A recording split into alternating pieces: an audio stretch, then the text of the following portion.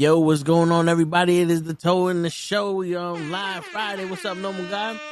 My man is always first. What's going on? How's everybody doing? Everybody ready for the weekend? Shit, I know I am. Shit, it's been a short week, but I'm ready for the weekend. You know, you get to sleep, get to fucking chill. Ain't got to worry about waking up early. Don't worry about looking for parking. What's going on, Janelle? What's going on, everybody? Shit.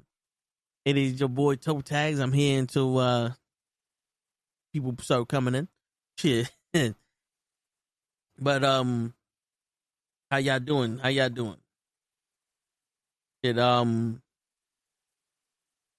yeah, man.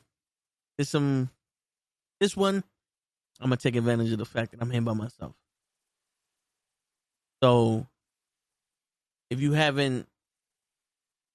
don't follow me on social media, then you probably don't know. But on the 13th, last Sunday, my pops, he passed away. That's why I wasn't here last week. And you know, this week I came back to work. You know, people knew. It wasn't like it was a what's the word I'm looking for? It wasn't like it was a mystery, you know, like it wasn't a secret. You know, I've been there for so long, a lot of people knew, and then you get the condolences from people. And it's weird because it's like, you know how people, they don't know what to say in a situation like that. And you walk around and for the better part of the day, it's kind of like, all right, you're at work, just seems a little normal. There's nothing triggering you, and then someone says something. It's like, part of me is like, so do I have to act sad that they said this, or do I I don't know what to say when they say the condolences. You know, it's like, oh, thank you, but it's like, fuck. Like, but then you see some people that like really mean it, like they know you from years. They, you know what I'm saying. So then it's like, all right, appreciate you, normal guy. You know, like they know you for years, and they say it and all that other stuff, and it's like, yo, yeah, nah, I get it, but it's weird on both sides, you know, because I'm not saying that I'm like, oh, this is a normal day for me, you know, but at the moment, it's kind of like this is a quiet moment, you know what I'm saying, and then I don't want to say you get reminded of it because you don't forget. But it's like, yo, how am I supposed to take this? Like, am I supposed to feel sad? Am I supposed to go, oh, don't worry about it, you know, shit happens, or like what? You know? And then, you know, people, they tell you stuff like, you know, stay strong, or, you know, handle it the way you want to handle it, or all this other stuff. And it's like, yo, this is cool. And that's like the textbook stuff. And even if you went through it, you still, it's like, I know what you're feeling, and there's nothing I could say. And it's like, you handle it the way you want to handle it. Handle it the way I want to handle it. I'm in shock, bro. Like, I don't know. It's like you get shot and someone says, you handle the pain the way you want to handle the pain. And it's like, well, I wasn't prepared for this, for getting shot. So I don't know how you expect me to handle this. Like, I don't know how to handle this. Like, all right, so I'm going to rip apart a building. Someone give me some uncooked ribs, and I'm gonna chew on them and spit in the fish's face. I don't know what you want me to do. Like, what do you like? All right, cool. I get it. You know? But like I said, this is the title of this one's Uncomfortable Conversation. It's uncomfortable for me because it's still like hard to talk about, but it's, do you have them, right? Because you sit there and, you know, I don't know if you ever thought about this shit. It's like, this one person ain't say nothing. Did this person know? Oh, you tell this person, they don't respond? Or Like, this person checks up on me all the time, the other person doesn't. You know what I'm saying? It's like, you get through so much shit, your brain is starting to justify something, right? Because you can't make sense of the fact that this person ain't coming back. Like, part of it is like, oh, they right there, or they somewhere else. They're not, they be back. And then you're like, well, no, brother. This is the part of the movie where you got to fight this main event alone. But it's still, it's still weird, because I tell people, it's like, yo, listen, I just don't want you to feel alone in a situation like this, because I know when I lost my mom's, there was a part of me that felt alone, even in a crowded room, even again with my best friends. It's just, you're trapped in your mind, right? You sit there and you think, what am I going to do now? Or could I have done this? Or should I have done that? Or what if this would have happened? What if I would have forced somebody to do this? Like, all the what ifs.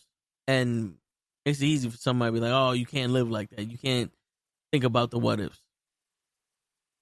But it's easier to say you can't think about this, you can't do that, than it is to do it. You know what I'm saying? It's like, yeah, you say it. Yeah, I get it. I'm not supposed to be doing that, or I shouldn't be doing that, but guess what? I am doing it. I'm not asking you permission to fucking do it. This is involuntary torture that I'm going through, right? Because there's no other way for me to put it. Involuntary torture. Because, like I told somebody when it happened, it's like getting your heart broken for real. Like, you have your first love, you have your breakups, you lose your friends, and it hurts. But this is like having your heart broken for real. Like, literally, a piece of you is gone. Like, some kind of security is gone. And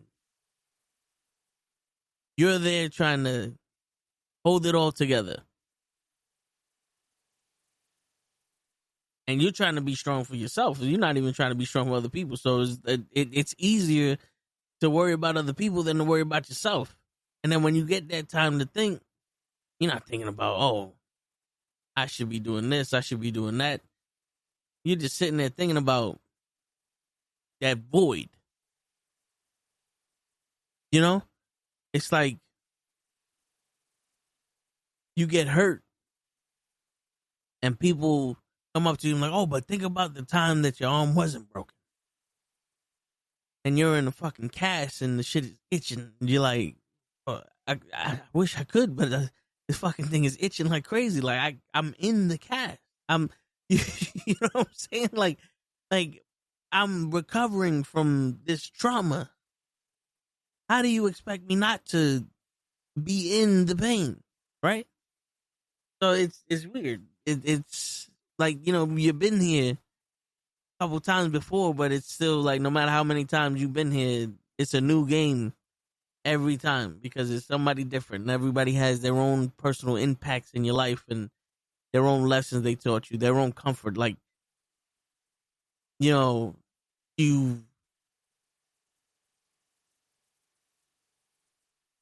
everyone gives their own energy to you. Let's put it that way. And now you have that energy that they gave you is gone, right? It feels like it's gone. But you got to kind of figure out a way to change the energy they gave you into an energy you give other people. But you can't do that shit instantaneously. You can't turn Super Saiyan as soon as you start as soon as you lose energy. You got to figure out a way to collect that shit back. It's like the Infinity Stone, is the Dragon Balls. Once you make that wish, once that shit happens, they spread out. You got to go collect them again. Not everybody has that fucking thing that can locate the fucking Dragon Balls. not everybody has a time machine to go back in time and get them Infinity Stones. You know what I'm saying? Sometimes you're looking for it and it leads you down a bad path, or it leads you down some place that is like, yeah, I shouldn't be doing this shit, but you know what? I'd rather be doing this than living here. You know what I'm saying? So it's weird, man. Like, there's certain people you could talk to and they understand it. And yeah, talking about it helps the now. And it's good to have those people to talk to, but it also is like, yeah, but you know, I'm gonna be good and people gonna hit you up like, how you doing? And like, I don't fucking know. I'm doing the best I can. You know, I stopped asking people how they doing. I appreciate, you know, guys. Like, I stopped asking people how they doing in a situation like this. I just be like, yo, as long as you still doing the best you could do, that's all I'm asking. You know what I'm saying? Because how do you feel about it? You know what I'm saying? Like, how? Oh, I'm fine. No, you're not. Deep down inside, no, you're not. I hear shit that has nothing to do with anything, and that shit fucks me up. You know what I'm saying? Like, I don't know. I'll be listening. This is just an example. I'll be listening to two scientists talk about the sky being blue, and I'll be like, God damn. And it fucks me up because it makes me think about something. You know what I'm saying? So you gotta. I don't know no secrets. it just happens. And the realest shit is it don't get better, but sometimes it gets easier to be able to move on to stuff. You know what I'm saying? Sometimes you're able to allow yourself to be okay. And I think that's, you know, just talking. I think that's the goal, right? You're in a situation like this, you got to figure out a way to allow yourself to be okay with the big loss, because you're not only thinking about the loss you suffered, but it's like, yo, they're gone. Like, you know, you're thinking about what they suffered and every possible outcome of some shit. You know what I'm saying? So it's weird. Like, I see a couple of my friends, like, they don't know what to say, but they did, and I'm like, yo, that's sometimes that's all you need, right? Then you got some people that are like, I'm not here, but I want to say it.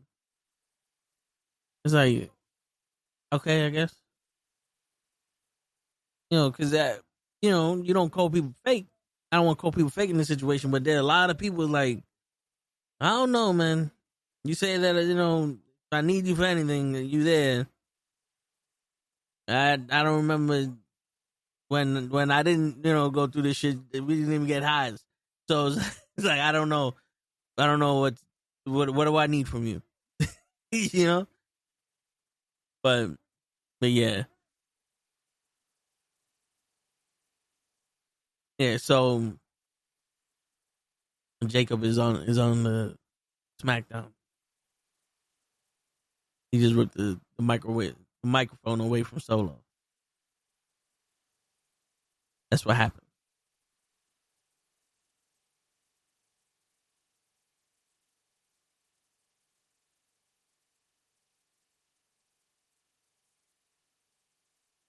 Yeah, man.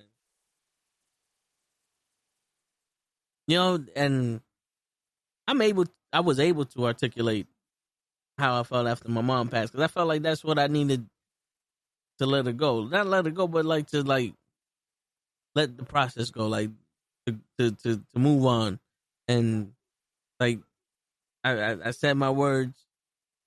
All right, cool. I honored, made that stuff, and let's see if we can move on. Then it's like, yo, I know it helped a little bit, but at one point it's like a fraction of how I felt. And you know what I'm saying? It's like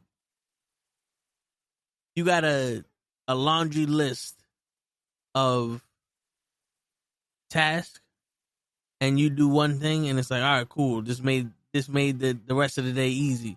And you're like, nah, there's 12,000 more things to do. So we'll see.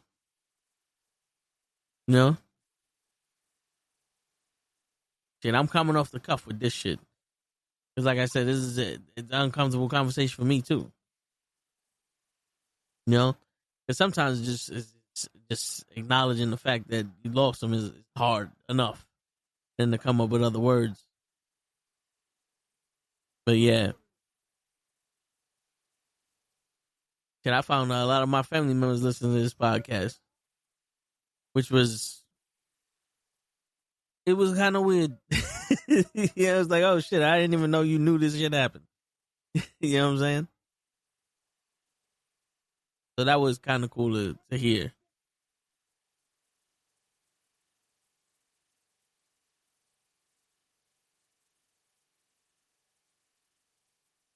But LA Knight's coming out now.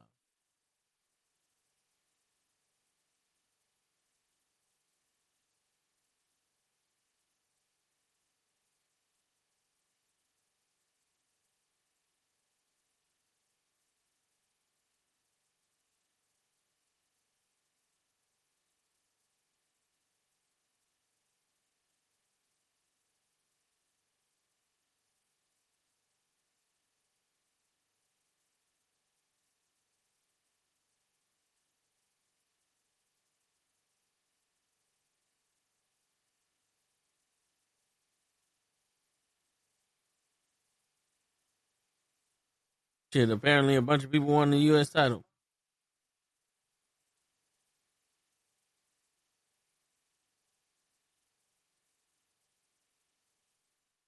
Yo, this draft is weird. Yeah, I know. Ain't nobody drafting Sanders. I don't know why. I guess, well, then again, there's only, 2 quarterbacks that were actually drafted? So no one's drafting quarterbacks. What up, Tyson? Sorry for your loss, Mike. I appreciate that, Damien.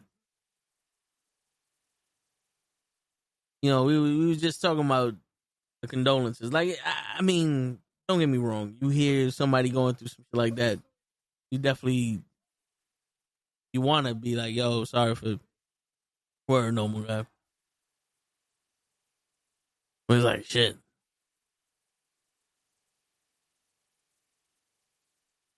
It's like, yo, do you sit there and just be down all day and so people give you condolences? Like, I don't know if y'all ever went through, like, y'all ever been just uncomfortable with somebody said something like that. It's like, yo, I feel you. I appreciate you sending the condolences. But then it's like, yo, on your side, it's like, shit, am I, like, do I have to go back to that feeling when I, like, you know what I'm saying? Because, like, it's an uncomfortable thing.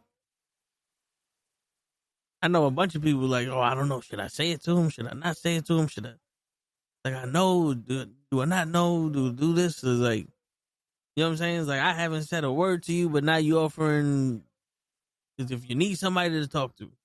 All right, cool. How weird is that? Yo, what's your name? Because I need to talk to you about my father. Yes, you know what I'm saying? Like this.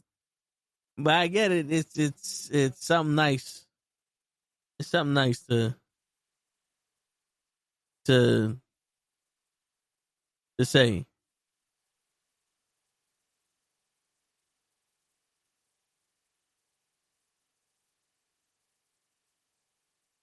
So wait, Drew McIntyre calls John Cena a punk. And he wants to fight Jacob Fatu.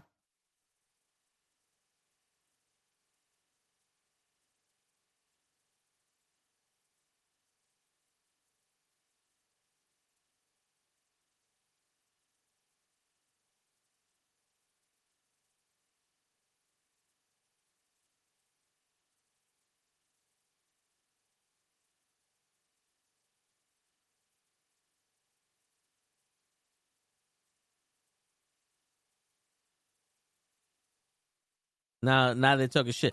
I'm watching SmackDown just so people would know they're over here talking shit to each other.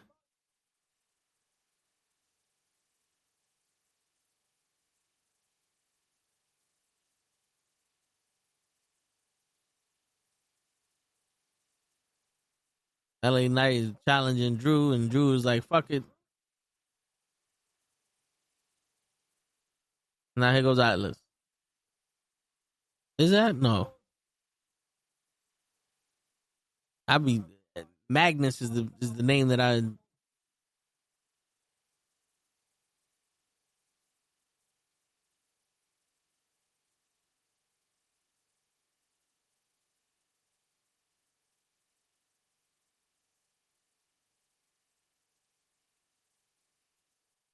forgot that this shit's 3 hours.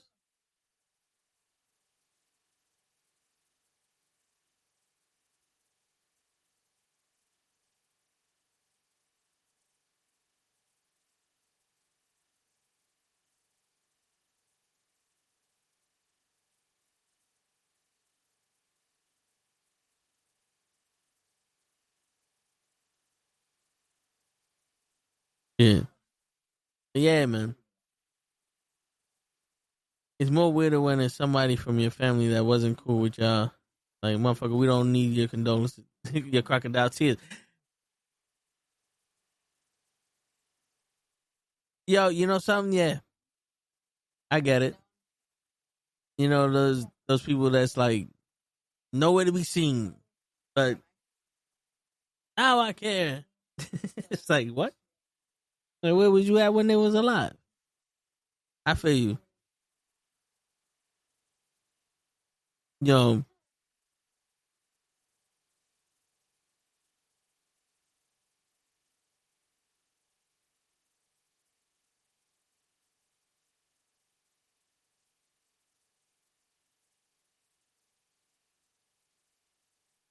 man, Selena Vega is short, but yeah, it just I hear you. I hear you. You get that? Yo, I haven't seen you in 20 years. Like, well, I mean, why is that? Because yo, that was one of the things that my pops ain't never said. I could see it in his eyes. He hated the fact that the only time you see family members is at funerals and weddings. It's like, because he used to say, he's like, yo, me and this one grew up together. We was always inseparable, blah, blah, blah. Then life separates them and they never found their way back to each other. They always find their way during weddings and funerals. It's like, why does something this big have to be the reason that I see you? You know? Because, you know, it's like shit.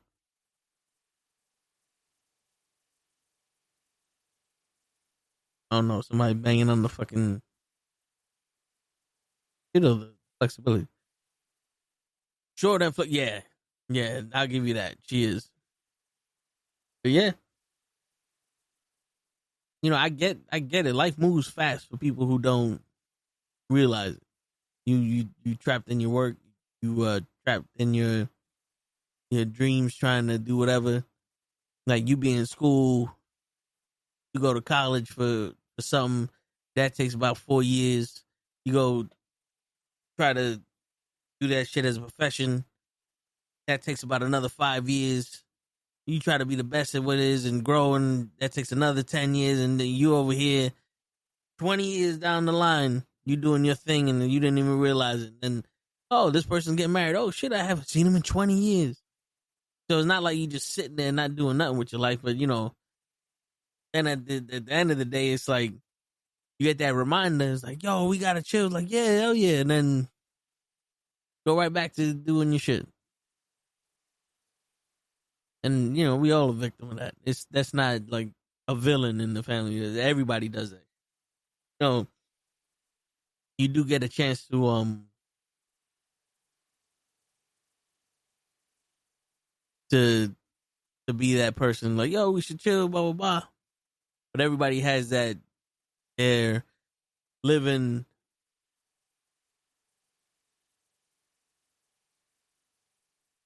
You know, they're living their life trying to do things, and they lose track of time also. Because mad people was like, yo, life goes by fast. Nah. It's like people live a long life. It just feels like it moved within a blink of an eye because you don't pay attention to it. That's why, you get all these, treat today like the present. What is it? Tomorrow's a mystery, yesterday's a history, and today's the present. The present. I'm like, yeah, you living today. The fucked up thing is the way life is for people. It's the present. I gotta go to work. I gotta do this. The best I can do is text you. All right. Or, yo, we chilling. We gotta do that. We gotta do this. You gotta live your life. Tomorrow, today turns tomorrow. Tomorrow turns next week. You know what I'm saying? Like, life is long for you, but it's short through other people's eyes.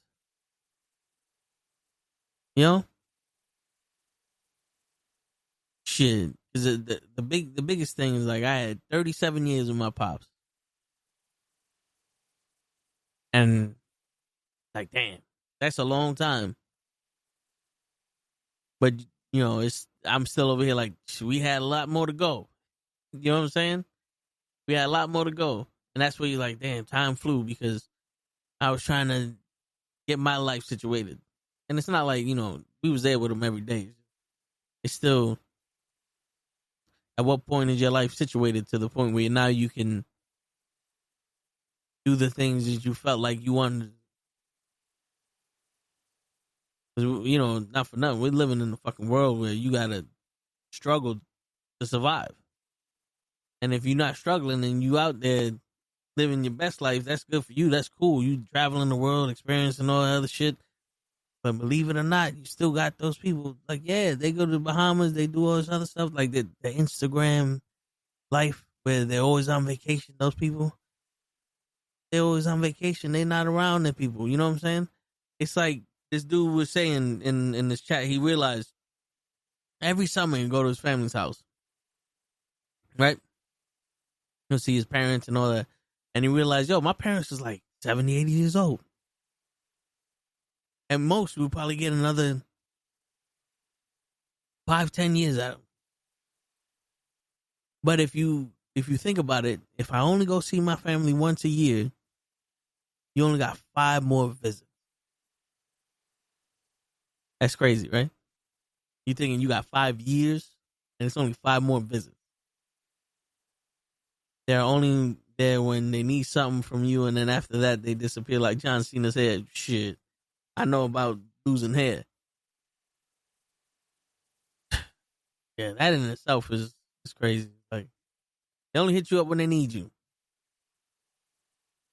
and when you reach out to them, they're gone. Like, I have those people in my life.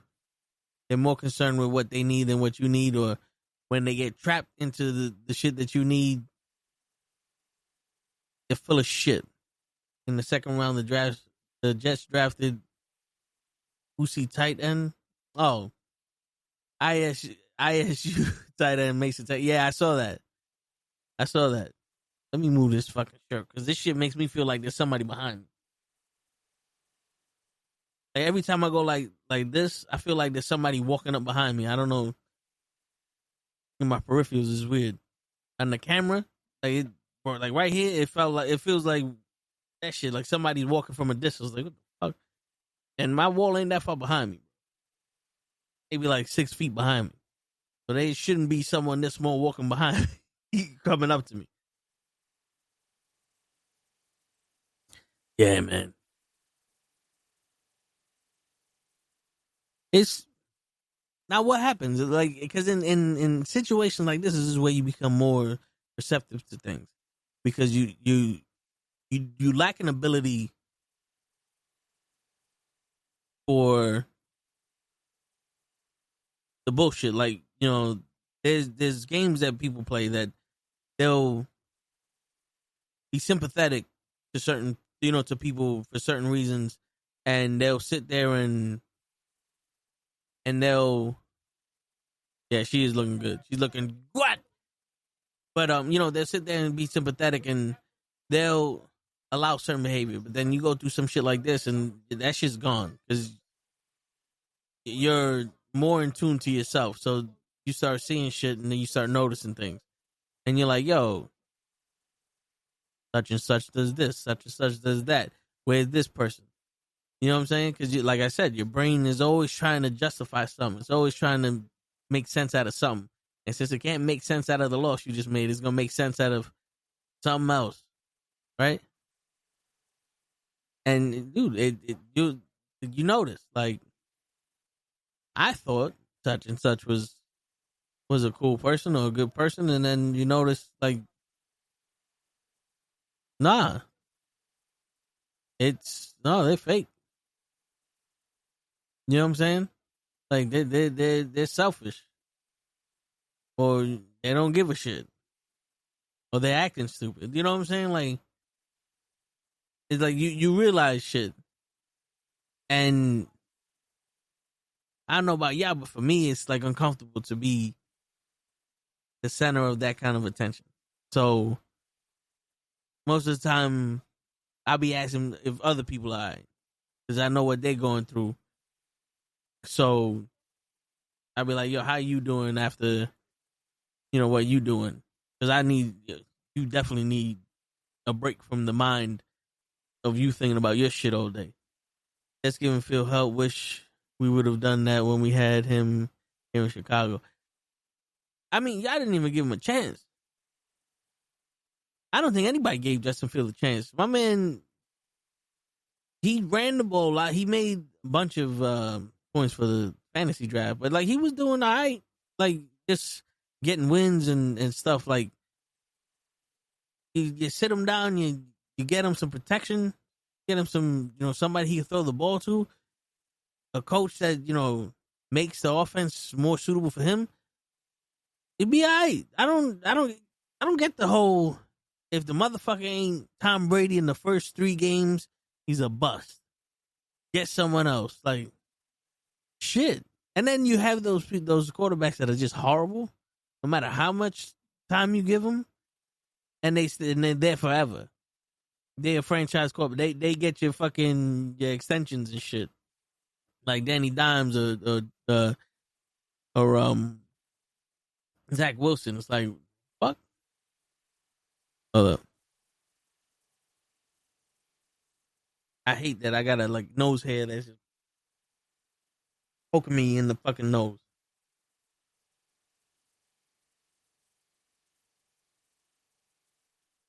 Yeah, man.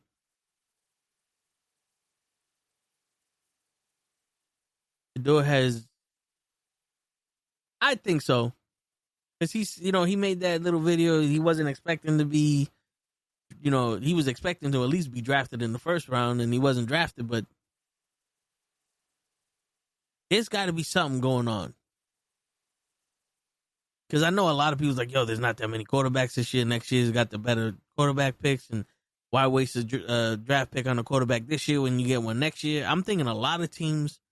Well, one, there was a bunch of movement in the quarterback position when it came to free agencies and trades.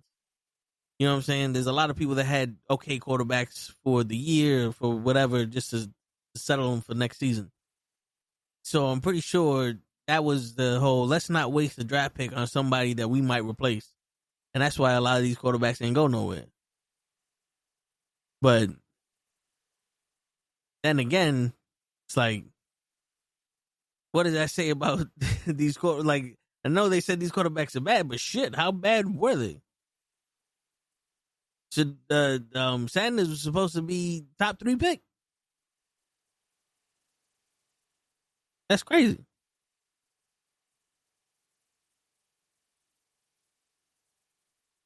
Yeah.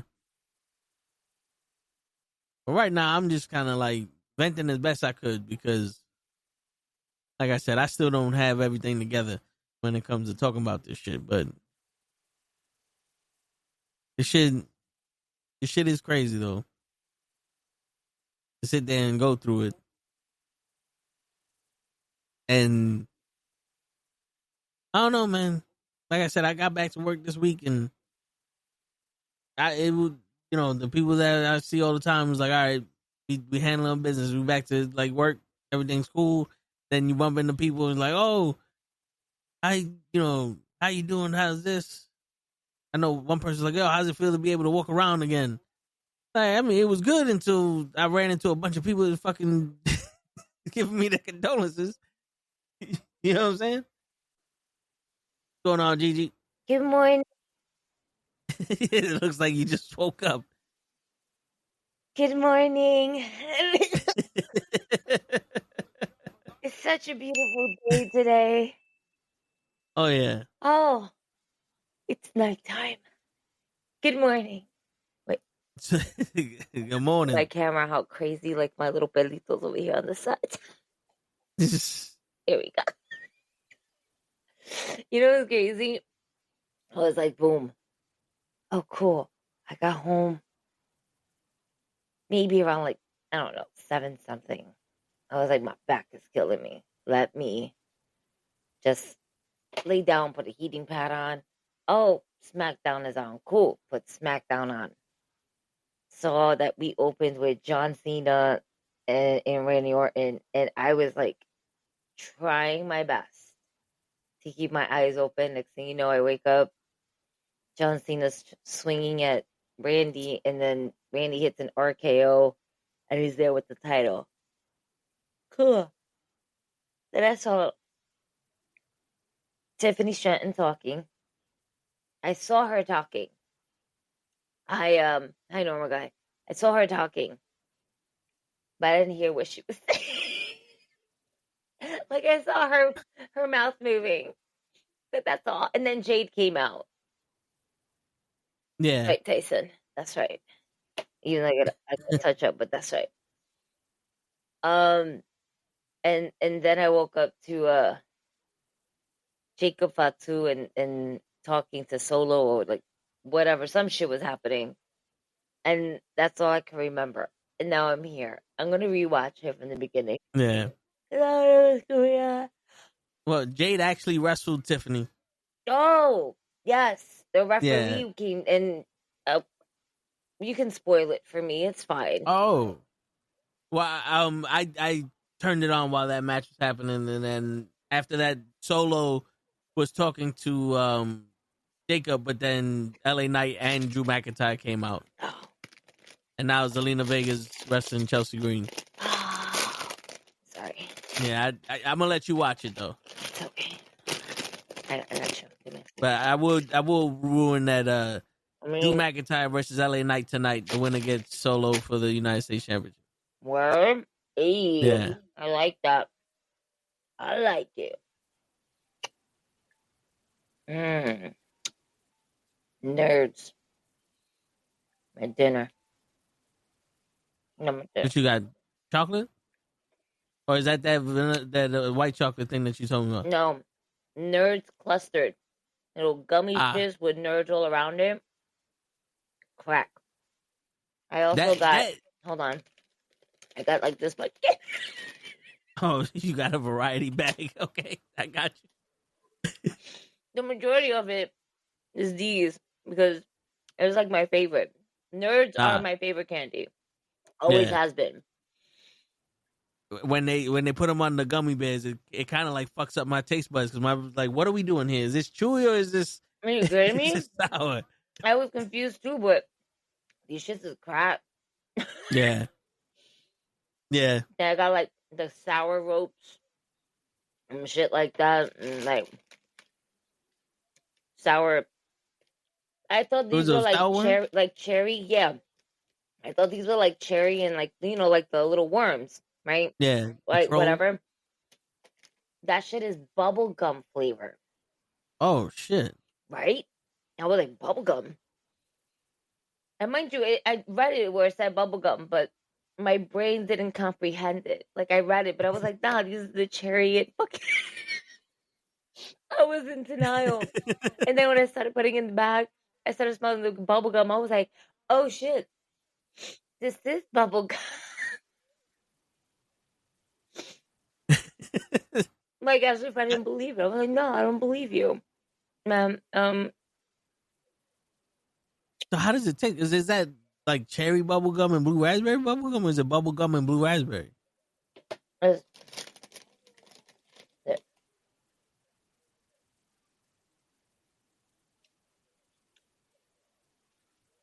You just said you just smell I bubble want to gum. smell. I want to smell it. I'm weird. I smell almost No, everything. I'm a believer. If it smells like that, it should taste like that. So it smells like bubble yum. Ah, The one with the dust on okay, it. Smells like it. okay. Tastes Shit, like it too. is you? That don't confuse you? Like, do I swallow this shit or do I spit this shit out when I lose the flavor? No, it's gummy. It's a gummy. It's not gum. It's gummy. It's like a gummy worm.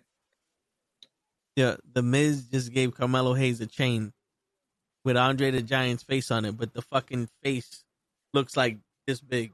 It looks like Carmelo could wear it as a mask. That's how big the fucking that medallion is. Yeah. I don't know how to feel about this. You know what? I'm gonna watch it from the beginning. Later. Later? Nah, fuck it. Let's just watch it now. Oh man, because it's I'm already like what, an hour and 46 minutes. Is this still 3 hours? Yeah. Oh man, maybe I should just watch it. No, I'll watch it from the beginning. I already started hitting the rewind button. It's okay. Oh man. The fucking Cena Orton Promo?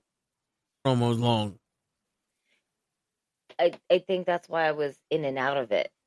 Because I was already in bed with like a heating pad on my back because my back is shot. And again, I saw Cena come out. I was like, this is me on the. He's talking. Randy comes out, and I'm like, I'm fighting for my life here to stay up and watch this. And then I just remember Cena saying, "This is the closest you'll ever get to the title." And then he throws it at Randy, gets his cheap shots in, and then out of nowhere, RKO. But to actually listen to what they're saying, like I did that. You know what? Let's. You know what? I don't even know what I want to do anymore. I don't know what. I keep saying, do you know what? I don't know what. I'm a confused child with lots of candy. You woke up to eating candy.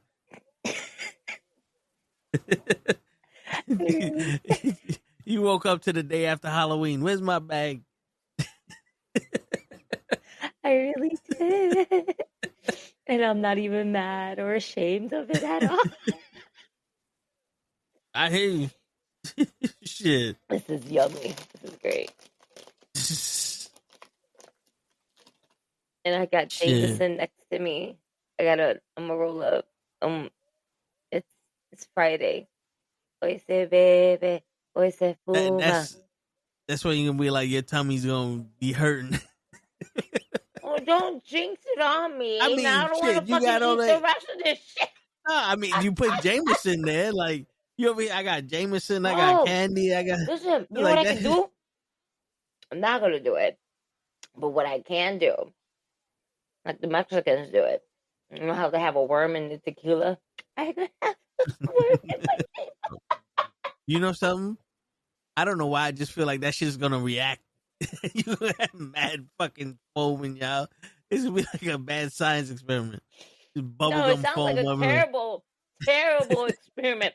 Like gummy worms should only taste good like with rum, with vodka, or with even tequila.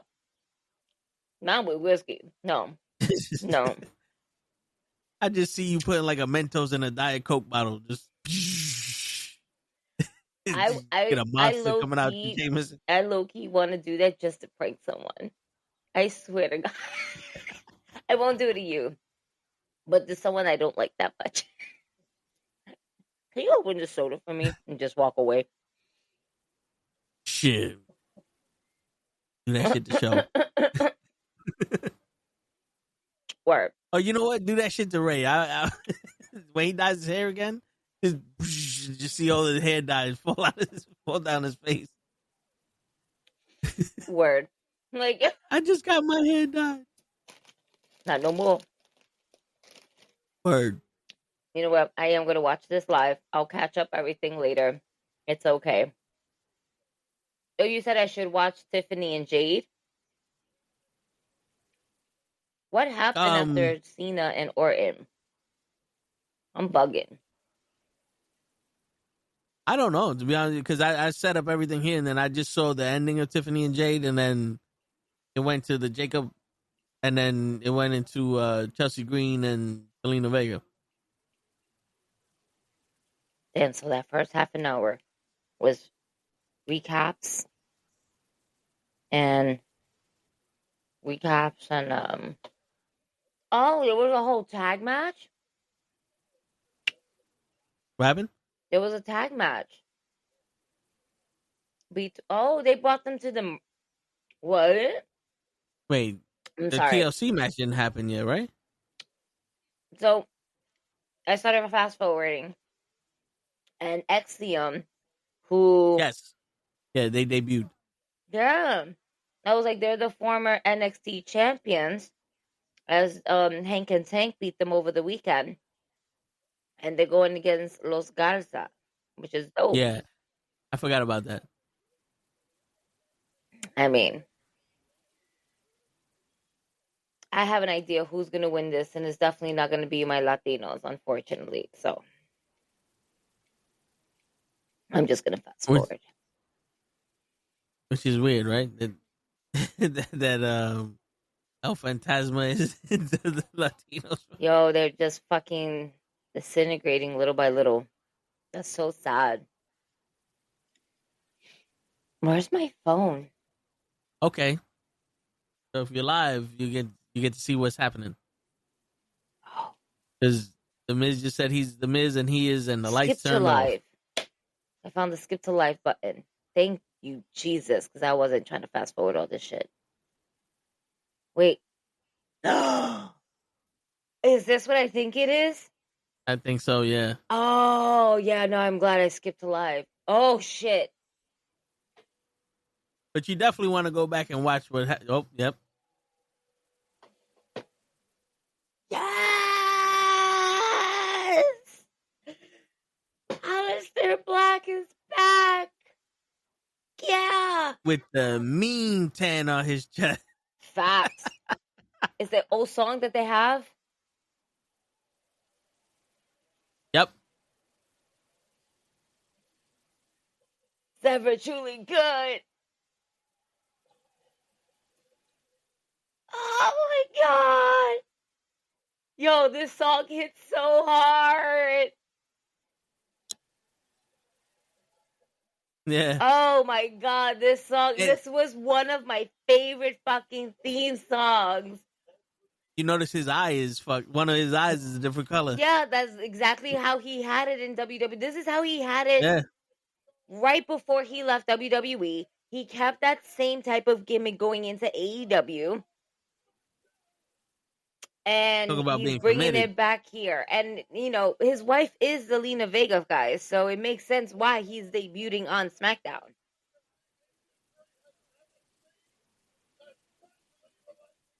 Oh, man. Please tell me, where's my phone? I'm going to stay here until... I'm going to stay here until I'm done watching this, man. Because I really... When I tell you, I really fucking like this theme song. Like, is one of my favorite theme songs to walk to because it's such a badass song. Like, it just makes me want to go and fight somebody. I mean, I wouldn't, you know, because, you know, I don't want to go to jail. But this is fire. I'm like, shit, it's too bad he couldn't get Brody Lee to come back with him. Or to come with him. That'd I have been think it's because crazy. that contract is still. Listen, I'm gonna say it like this: if and when Brody King his contract is up with AEW, I cannot wait to see him in WWE and then tag team up with him. Same thing with Buddy. But the thing is with Buddy, wherever Rhea's at, that's where he'll go. Because they like to keep the couples together. Oh! You know what? Oh, look at them red bottoms. Okay, Miz. Fucking Miz is wearing the red bottoms. Yo, there was a clip that was going around of him being really upset because of the NFL draft. And he kept talking about, I guess, a particular wrestler. I mean, but you hear me? A particular, somebody that was supposed to, he's like, oh, he's the best player, blah, blah, blah. And he's going to get drafted to the Browns. And then he wasn't. And he just had this face. I'm going to find it. Somebody sent that shit to me. I was fucking cracking up, my guy. That shit had me laughing because the Miz's face was just like, and the thing was is that he was bragging about it on the plane. So everybody, like all eyes was on the Miz when that particular player was not picked. And he was, they were talking about it because they had Seth Rollins on a sit down interview. And they were like, we got to show you this picture of the Miz. And he was like, oh my God, that's so Miz. That's so Browns. That's everything. He's just laughing. He was like, this is awesome. This is awesome. And I was like, oh my God, that's funny. Haha. See what you did there. Yeah. I saw the picture. Like, oh, you did? The hoodie. I was like, yeah, on the plane. Yeah, but I didn't see the video of it. Yeah. That shit was funny. Oh, man. Sure. But yeah, this draft is something else, though. Is it? Because they were expecting Deion Sanders' son to be drafted in the first round. He hasn't been drafted yet. And we're in the second round, about to go in the third round. Oh, okay. I was about to say what rounds and what anything because I'm just like, yeah, it's like I think they only drafted 2 quarterbacks in the first round. In the first round, yeah. Everybody's been going like defense and offensive line. Weird. Oh my God, I'm sorry, but I felt so good in my soul. No, okay, let the demons out. I'm gonna stop eating this fucking candy. Crap.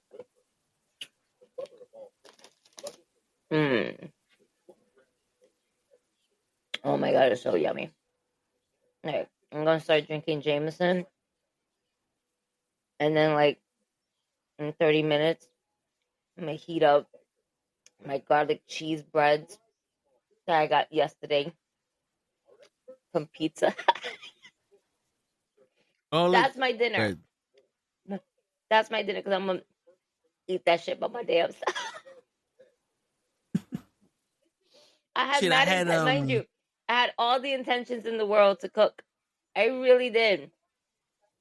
My chicken's defrosted. All I needed to do was season it and maybe clean my air fryer and you know what, clean the dishes in the sink. And I looked at it and I was just like, he's positive. I walked away from it. That was me. Actually, that was me yesterday because yesterday I had like a really long day and I was just like, yesterday was like my 6 a.m. shift. And then I left like around 3 to go get my kid to go to the park with her afterwards. And it was fine because, you know, her friends were there. and I contribute into making sure that one of her friends got caught. It's okay. They love me. I give them mad candy for her birthday. Like, hey, it's Riley's birthday. How you kids doing? They know me. I'm the cool mom. I'm the cool mom, and I love it. I was like, yes, that's right. I come with cupcakes, juice, and goodie bags with Shit, that's fidget all kids toys. need. With fidget toys that I didn't keep for myself. You're welcome. So I'm the cool mom, and I'm okay with that. I'm great with that. So I was like, oh, hey, what's up, Jael? What's up?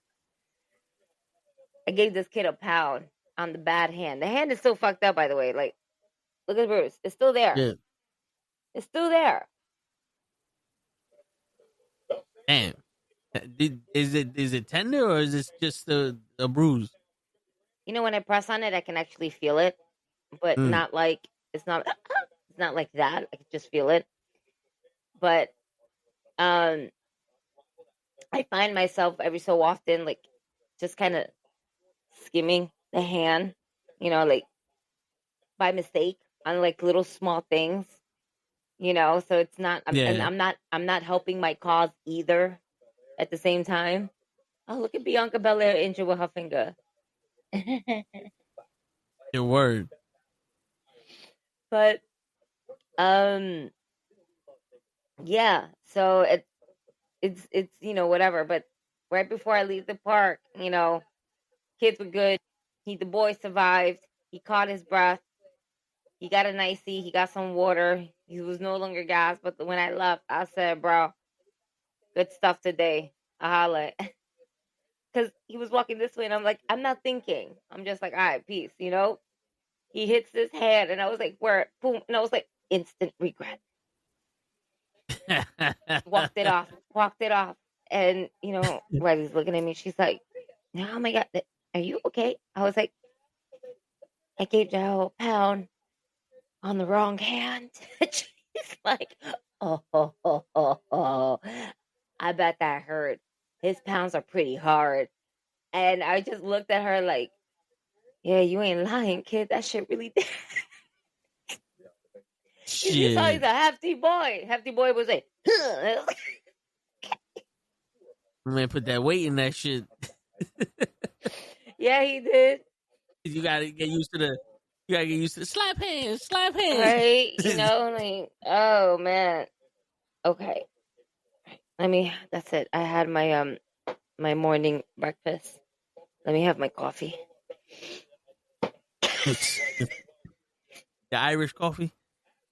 Yes. Hold the coffee.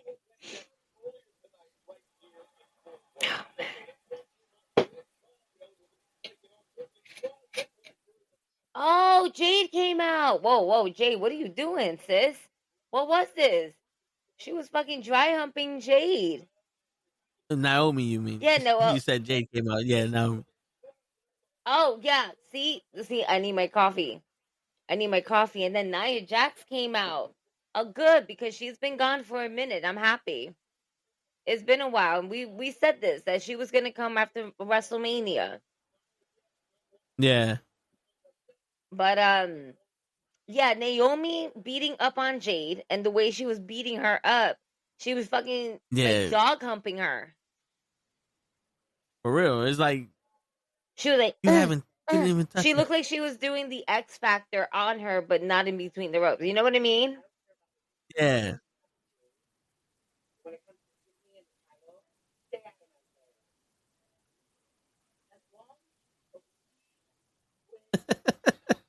Oh.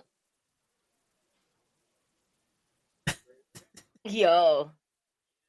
I'm here for this. Yes. We're eventually going to get Jade and Naomi as a tag team, you guys.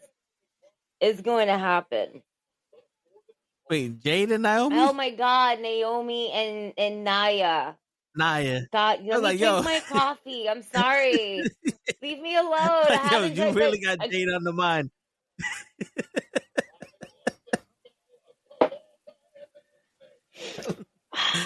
I love the smell of coffee at night. Get off your chest what you got about Jade real quick. fuck Jade. Next thing you know, Jade's coming out to wrestle Drew McIntyre. I was like, what? Nah, she's coming out to wrestle LA Knight. That's what yeah.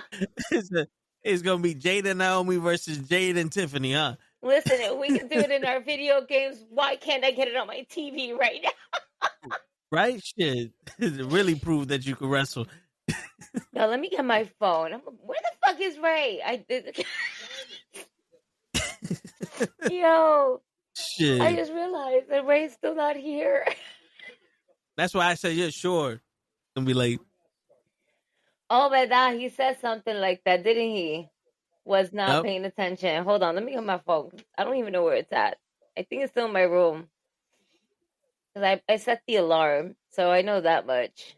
So, all right. Yeah, Ray makes us go on today and then doesn't even show up. Oh, my God. Word.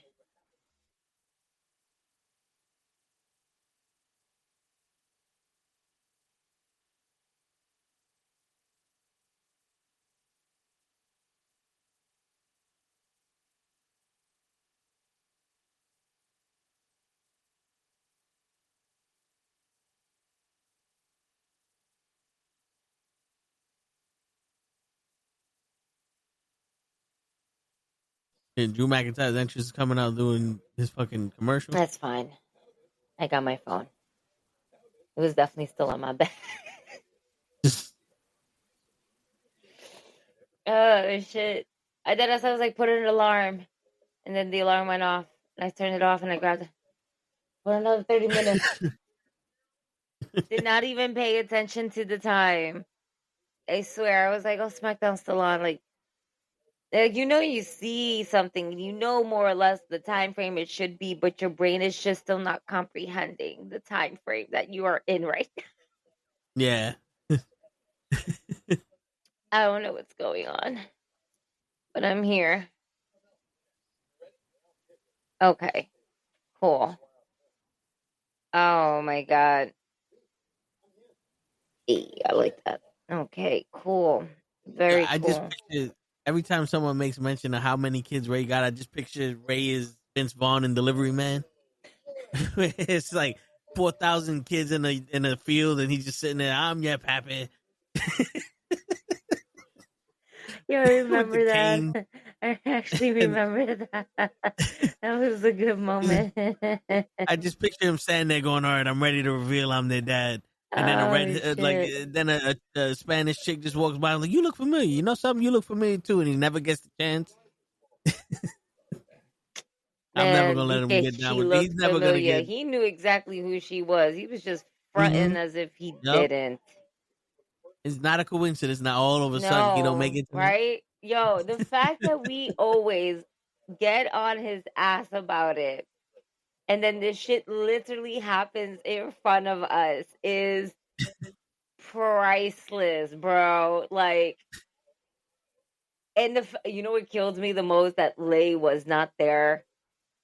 And I was like, nah, this can't be. We must let our friend know, Lay, this is happening. It's happened. Word. You left too soon. Yo. Oh my God.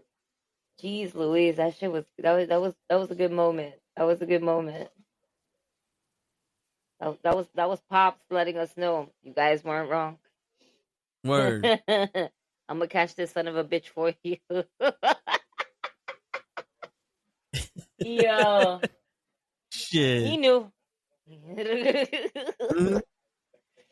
Oh my God. Okay, what do I have in here? Nothing. Okay.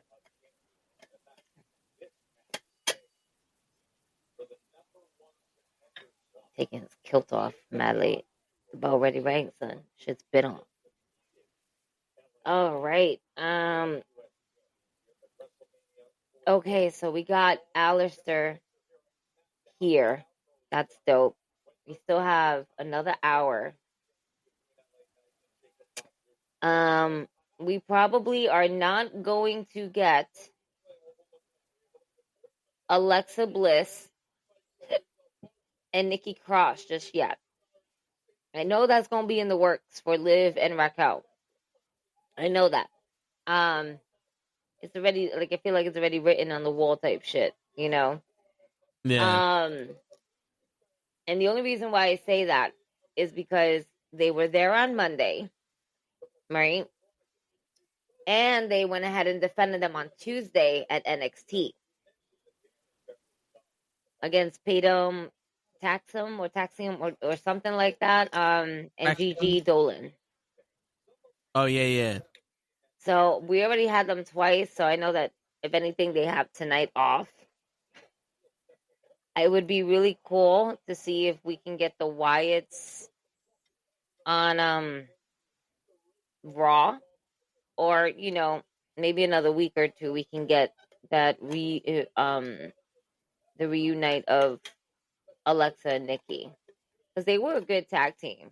They work well together as a tag team. Yeah. So I'm here for it, and I hope that happens as soon. But I think, if we get that, we're going to have to get those titles to switch hands. And they just got the titles back, so we might have to wait for a little while. Yeah. Oh, man. That's so crazy. Is Jade in this match? I think she's gonna interfere. I think so too. Oh my god. Fucking Jade. Alright. Let's see what I can do here. What else is new? What I'm looking at myself and I'm like, man, I still look like I'm sleeping.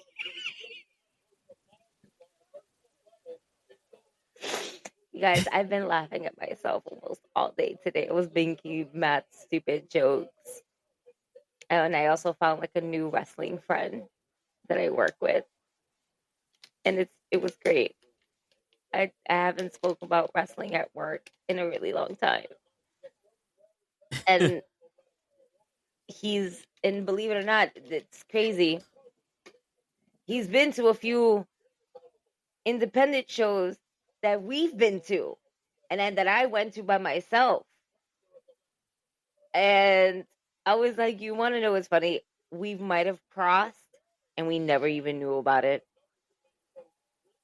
Because I was telling him, I was like, yeah, I went to, I go to this, I go to, I start listing the different promotions that, we go to and that we've supported and who we supported and stuff like that.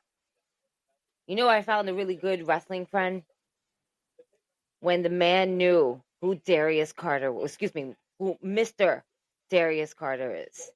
And I was like, I was like, I tell him, I was like, I sponsor me and my friends, we sponsored people like Willow Nightingale. We sponsored Megan Bain, a really cool independent wrestler named Mr. Darius Carter. He was like, I know who Darius Carter is. I actually go to VPW Wrestling. And I was like, so John, who's the guy that rings it. He's the one that got us the chair when we went to Queens. Okay. Yeah. So the one that we always we see him almost everywhere. You know what I'm saying? Like all the shows that we go to. So to find someone who also has like that passion that we have for pro wrestling, whether it's WWE, AEW, or independent wrestling for New York, I'm like, you are indeed one of my people. This is going to be awesome. Yes. And I just met this kid today for the first time. Everybody was telling me, oh, wait until you meet him. He's a big wrestling fan. Wait until you meet him. So I was like, you must be heard a lot about you. Before we start anything, before we start talking about anything, I gotta know, how did you feel about WrestleMania?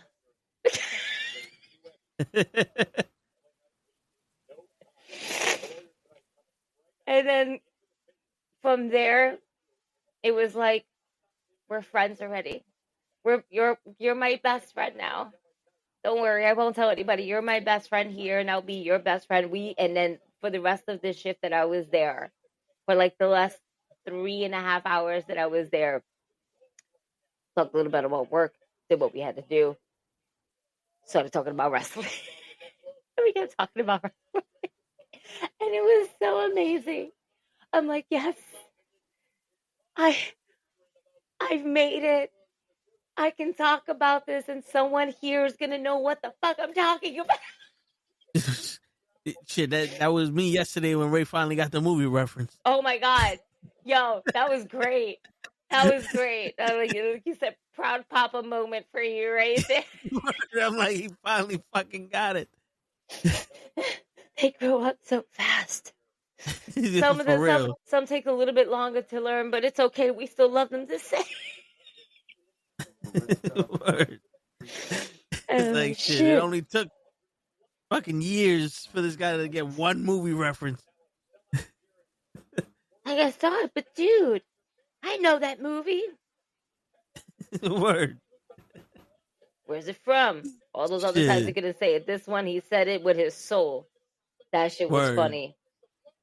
My man said it like he was in the group.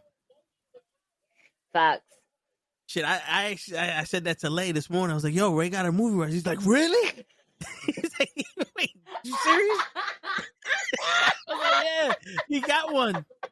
He couldn't tell what Goro broke from Johnny Cage, but he got the movie reference. He goes, "Fucking, at least Ray got the movie reference." Yo, I would have been like, "Hold on, let me show you the playback, just in case you didn't believe me." Like, I know you believe me, but just in case you need evidence, proof, we got it. That's funny. Word. That should have been that should be like your clip of the week, for real. Yeah, right? Ray getting the movie reference. Shit. Like, it finally happened. Word. Oh man, my back is shot. Did I just cut this really weird? I did. I think I did. It looks, yeah. It looks a little fat at the bottom. Shit, I forgot we had somebody bought us mangoes at the job. Ooh. And I keep forgetting we got them until I'm already home. Like, well, it doesn't help me that I got mangoes in my job and not here. Oh, man. I don't even know how to cut a mango. With a knife. I was thinking about the spoon, but I didn't. Bro, YouTube it. How do you cut a mango the proper way and not butcher it? No, because I know I tried to cut a mango before, and there was this big ass like fucking seed in the middle. I'm like, what the fuck? When did this become a fucking avocado? It's like, is that what an avocado is? Is it a very old fucking mango? Yeah, is that why they weren't developed until 2010? Yeah, I cannot stand you. Leave the avocados alone. They've been around forever, bro. Okay. I can't believe that this nigga said 2010. Nah, nigga, them shits was around in the 90s. All right, shit. Our parents got them from the island. We've been knowing about them shits a really long time. Shit, I swear to God, I ain't never heard. I heard of guacamole like when white people was talking about it, right? But then I was like, avocado. What the fuck is that? It's like guacamole. Like, no, that's guacamole looks different than this fucking green fruit. Y'all putting shit in the avocado. Nah, my parents fucking, like, I saw that. They were like, you should try it. And I was like, no, I'm good. Like, you know, my kid doesn't really like guacamole like that. She doesn't, it's green, you know? As a kid, when you see something green, you automatically, I mean, and it is technically a healthy food, right? But either it's green and gross, or it's like green and healthy and nobody likes eating anything green. Quote unquote, right? No broccoli, no green beans. Anything that was green is just like a nasty color growing up, and we just assume that green means gross. Because that's what that means. What? Come on. Why is USA? Thank you. I want to be able to hear what Damian Priest is talking. Y'all niggas want to mute it just because they're saying holy shit. Guess what? holy shit should be going ahead and just like deal with it. Oh.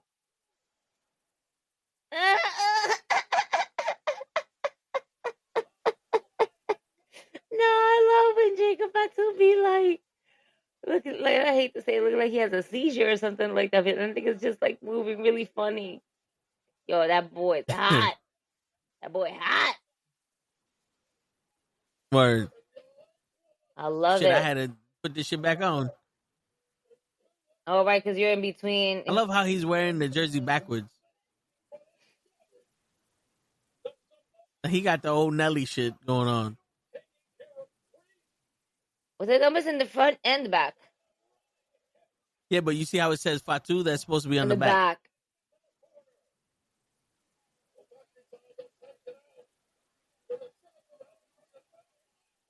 Wow.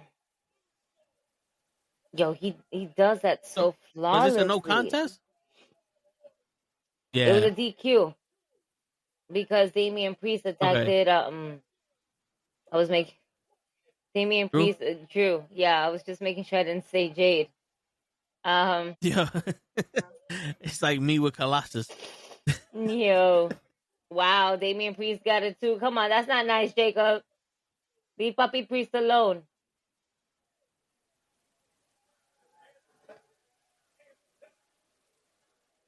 Yo, did the announcer just go, yada, I mean, take that? He did not.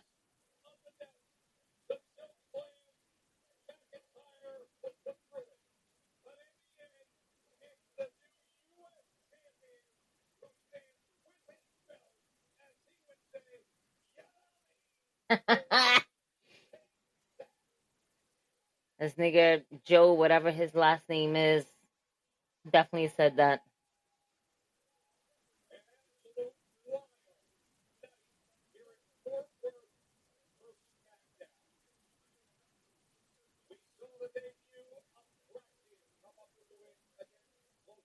Look at that. I didn't say that I was like, these Latinos are not going to win. I'm just going to fast forward. And sure enough, they're saying that tonight's results is that they won. Yeah. I didn't want to spoil that for you. What? Yeah, that's what I wasn't. Selena is the new. Oh, I have to fucking. Yeah, I didn't want to spoil that for you. Oh, no, now I need to watch that. I mean, I went live. Wow. Good fucking. Good shit, Zelina. Good shit. That's right, mommy. I am going to miss the United States of Chelsea. But it's Zelina. I want them to do like a Selena thing and be like, anything for Zelina. Chuckle, chuckle, chuckle.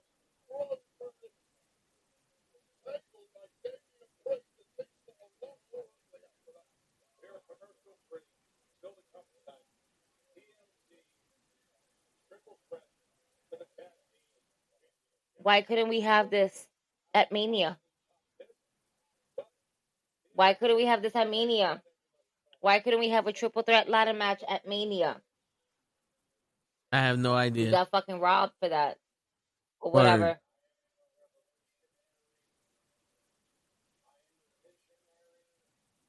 Word.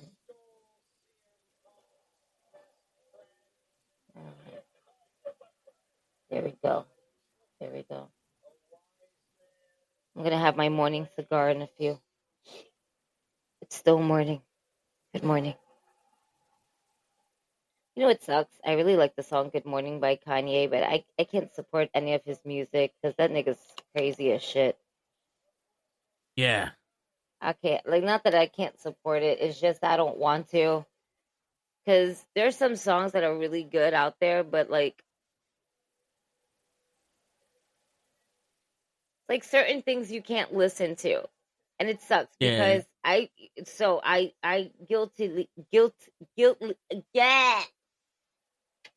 shamelessly still listen to a few of R. Kelly's songs, right? Knowing all the shit that he does and everything like that. I don't feel comfortable with shit that he does and everything, but yeah, I mean, some of his R&B music from back in the day is just fucking. There's nothing like it, you know. It's undeniable. Yeah, man, it really is, and it sucks that it's like that, right? And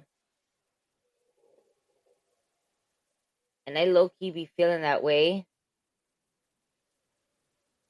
about Kanye songs sometimes, because it's fire. Like he was on top of the world.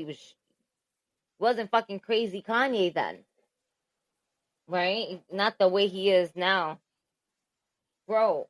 Why Yeah. would you fucking admit that you were sucking your cousin's dick until the age of 14? Yeah, I don't. Like, somebody take that man's phone away from him, please. Some people are not meant to have social media.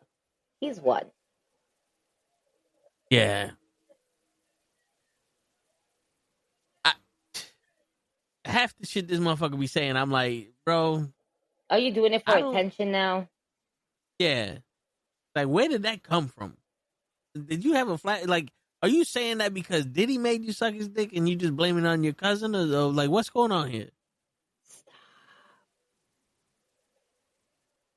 Like, he has, and then they blame, when he lost his mom. Like, nah, I think it was more Kim. I think Kim was making this motherfucker go crazy.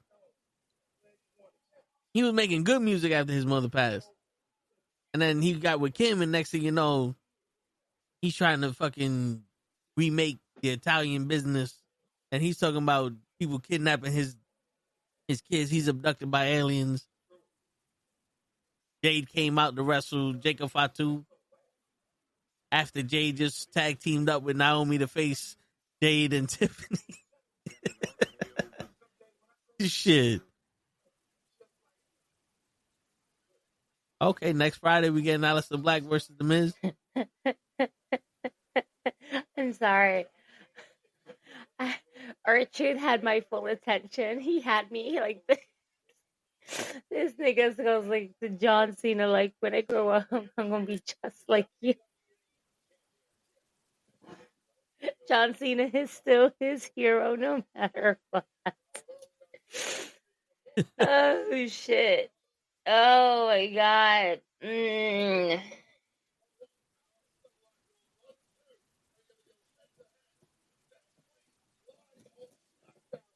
Oh wait, no, that was wrong. My bad. I'm gonna go to sleep. I'm like, oh my. Tables, ladders, and chairs. Oh my.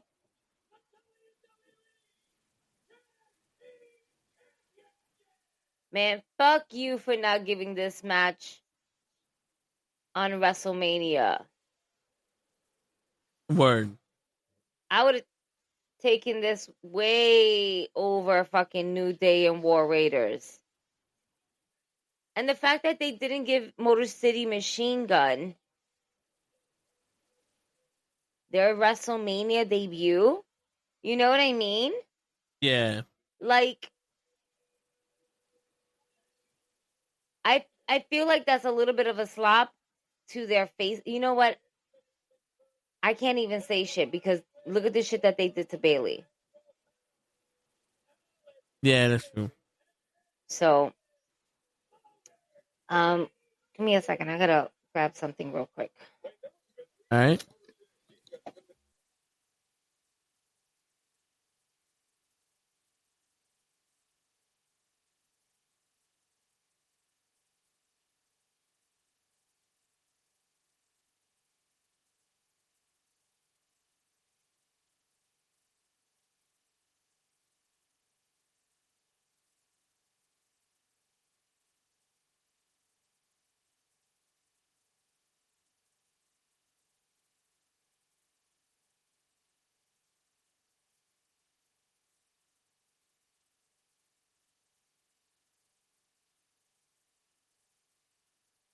That's back. Uh-oh. Oh no! Oh no! Oh no!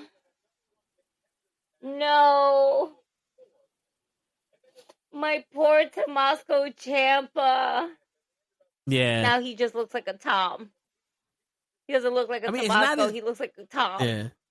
It's not as bad as the picture that Show put in, or somebody put It in the was chat me. when he was a little skinny. It was me. Yeah. Because that was them at WrestleMania and stuff like that. Yeah.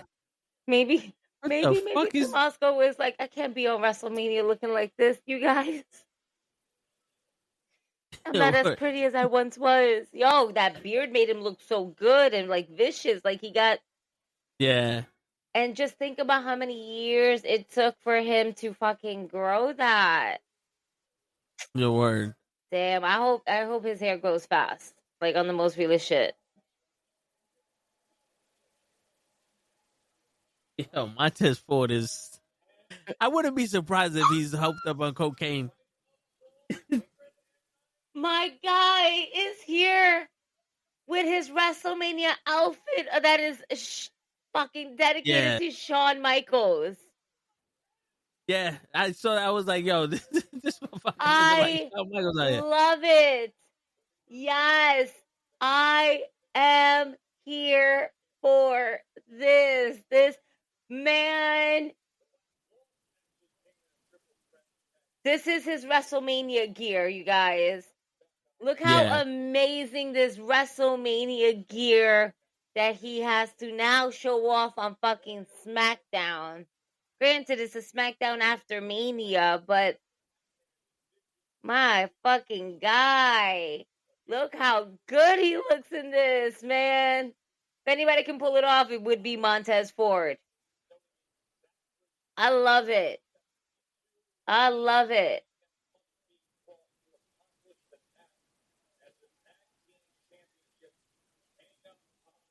Okay. Montez went ahead and XJ. I can't do this. Clearly can't do this. What do you think I should do? Bro. Yeah. He's like, white people. He's walking around like he was like, pick him up, bring him down. Pick him up. That's it. Bring him down. Even the white people can do it. Notice how when Montez Ford does it, he does it with precise, with a precision where he's just like, yeah, like, yo, Montez Ford, yo, I swear, Bianca got to make his gear.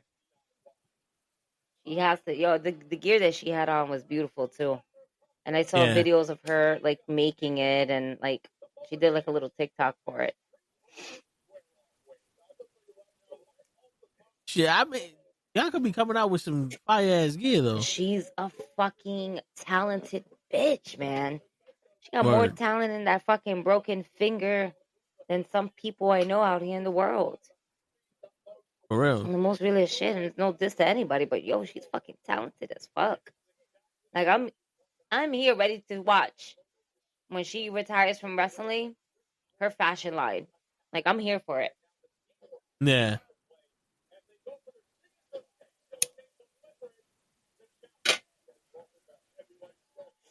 Oh man, my morning cigar is a great thing for my lungs.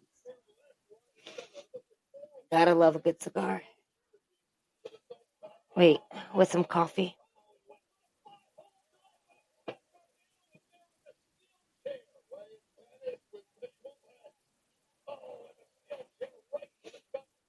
Now that I finish eating my, my morning breakfast, he just pounced Tom on the table. I can't call him Tommaso Ciampa. It just doesn't feel right.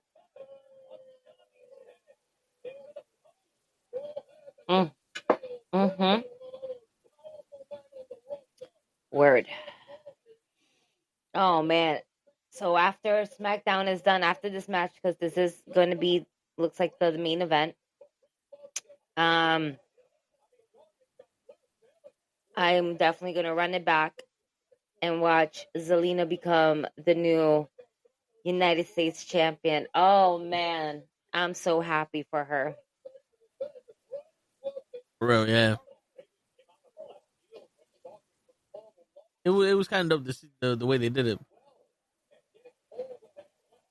I'm excited to see.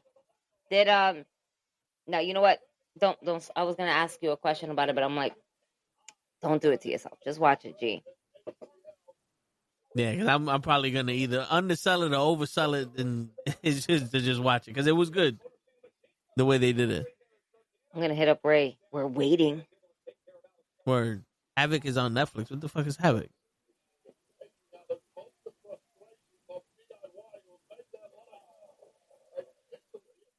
Yo, the internet is so cruel already.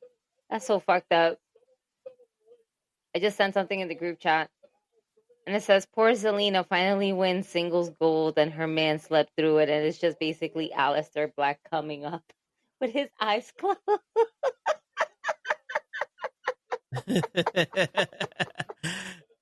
It's funny because it happened right after each other. It did. Oh, shit. Like, damn. That's hilarious. These motherfuckers are fucking petty, bro. Oh, man. That shit is funny. Oh, man.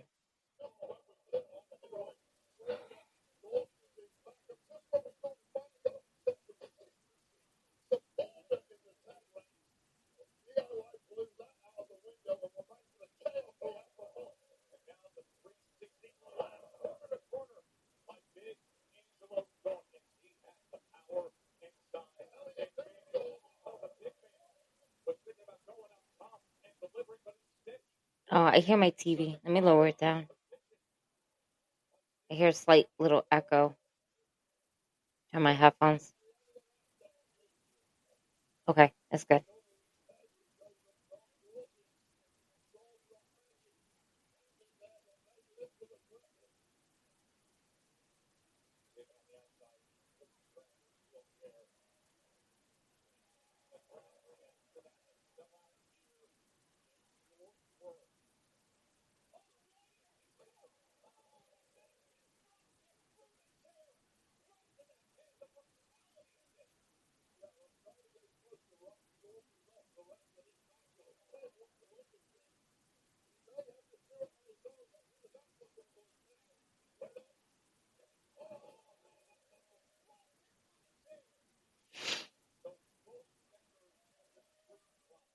Yo, my threads is like popping. That's crazy. Shit, I haven't. So and anything that I post on IG automatically goes to my threads. Like I automatically do that. Then I'll go to threads. Yeah. Maybe I'll mess with the hashtag or whatever the case may be. Let me put that low.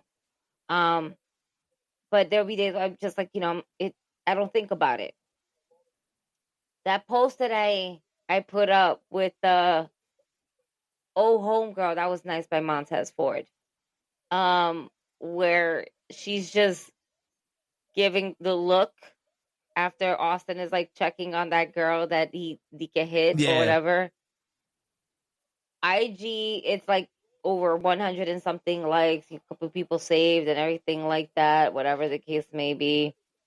And I'm literally looking on threads right now, like that shit hit over 1K likes. Let me look at this shit. This shit is wild. 32 comments, 38 reposts, and 68 people shared. And I'm like, oh, so this shit hit over here. It's crazy how like the algorithm is so different from another.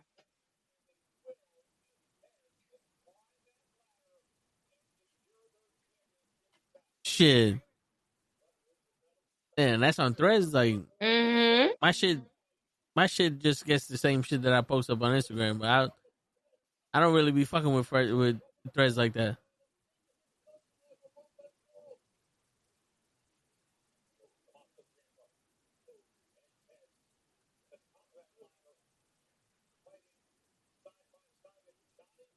Oh shit.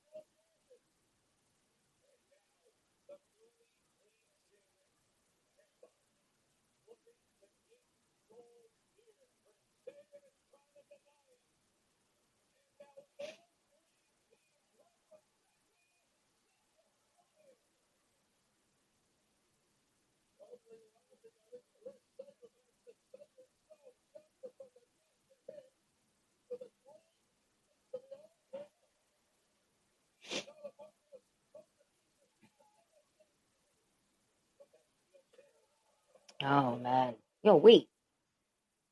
Raymond. Raymond, where are you, Raymond? Word. Let me put it in the group chat. Where are you?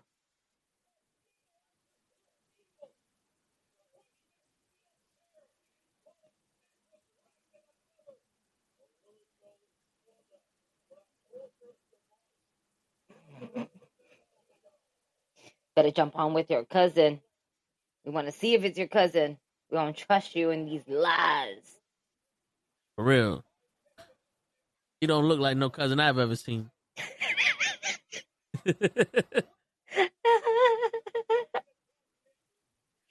His cousin is Juancina. Nosotros no puedes saberlo. En español. We gotta hit the snap button on the remote control. The snap button on your YouTube channel. Oh shit. We're doing this move? I was about to say, I know we ain't doing this move on Dawkins. Y'all think it's gonna kill his spine. Word. We don't do that on WWE. What you think this is? La AEW? Shit, they think he's Darby Allin. Shit. Oh, no, they did that shit to Johnny Gargano, though. Fuck. But they did it smart. It didn't land right directly in the middle. He kind of just like, he skimmed it. And that's good. Yeah.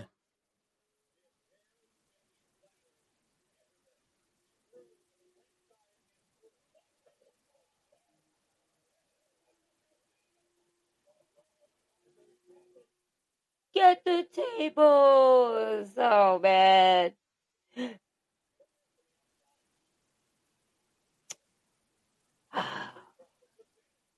Unbelievable. The match we should have gotten at WrestleMania on a bigger stage, you guys. And they would have had a lot more time than what they're having right now on SmackDown. Word. This disappoints me on so many. I'm happy I'm seeing it now. I really am. But I think that not for nothing. I also believe it's because I'm spoiled. I think we're spoiled. Oh, that was nice. Wow, they all came together in unison. Oh shit. I hope that's not a real fucking injury. I think he's just selling. I hope he's selling it. Alex Shelley. Oh.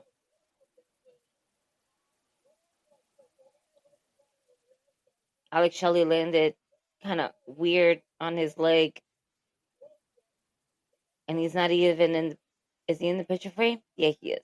He is. He's still good. He's still there.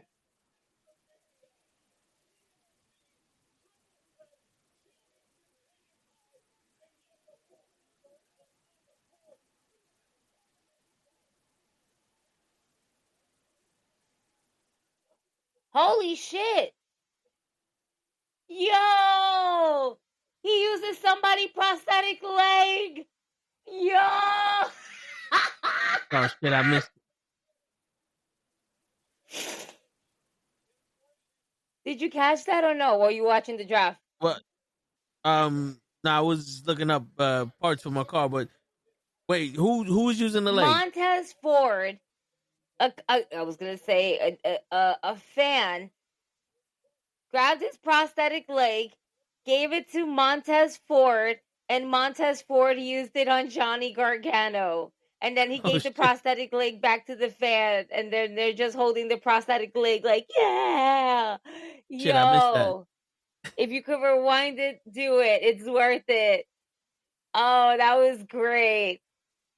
That was the highlight of my the night until I see Zelina Vega win the United States Championship. Oh man.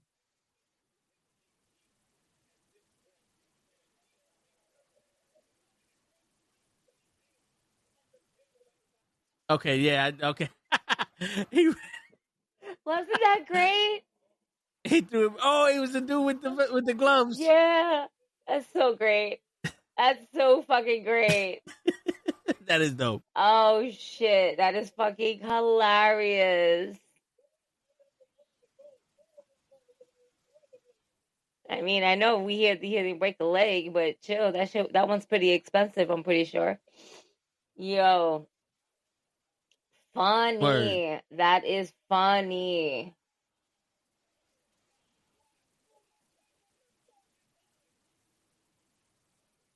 Damn, Montez, you by yourself now, boo.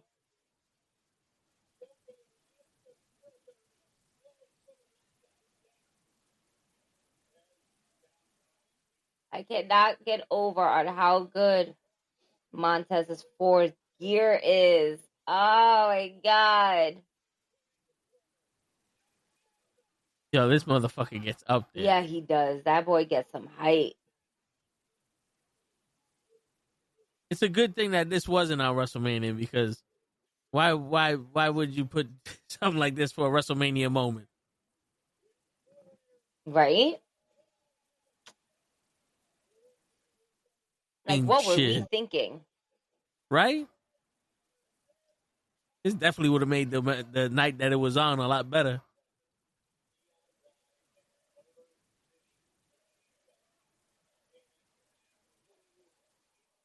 So as I was saying before, I believe that as a fan, I got spoiled into having at least one ladder match at WrestleMania. Yeah. We didn't get one ladder match. And that saddens my heart. This is amazing. I would have taken this over the New Day and War Raiders any fucking day of the week. Yeah. Oh, shit. Damn, that super kick was sweet. Sweet chin music. Ah. There goes Montez. Damn, you saw them go through that ladder? I'm about to. Oh, in 3, 2, 1. Boom. Wow. But shout out to Tommaso Ciampa for holding his neck and protecting his neck the way he's supposed to with that move. Damn, that was good. Johnny, climb up that ladder, Johnny. Your boy Tom there just put somebody through a table. I mean, a ladder.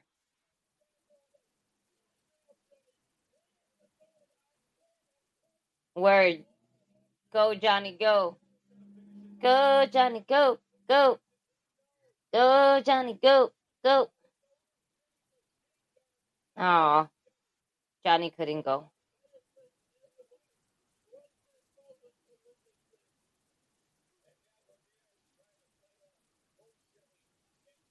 Oh, shit.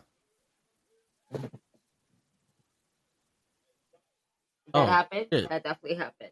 You guys see what the Motor City Machine Gun's about to do. Oh. Damn. Damn. Oh, wait a minute. What are you doing? What are you doing? Leave Johnny Gargano alone. Oh, fuck. I was kind of impressed that the table didn't break with him standing on it. Wow. Wow. Wow. Wow. I need more coffee.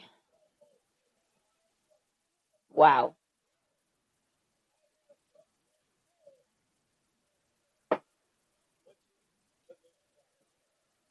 This is amazing.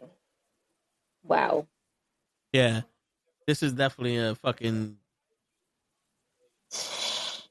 Mania match. This is a missed opportunity that WWE had. I mean, whatever. What else can they? I mean, I guess they needed to leave a banger for SmackDown. You know what I mean? Yeah. And this is one hell of a banger. Like, For real. Honestly, one of my favorite.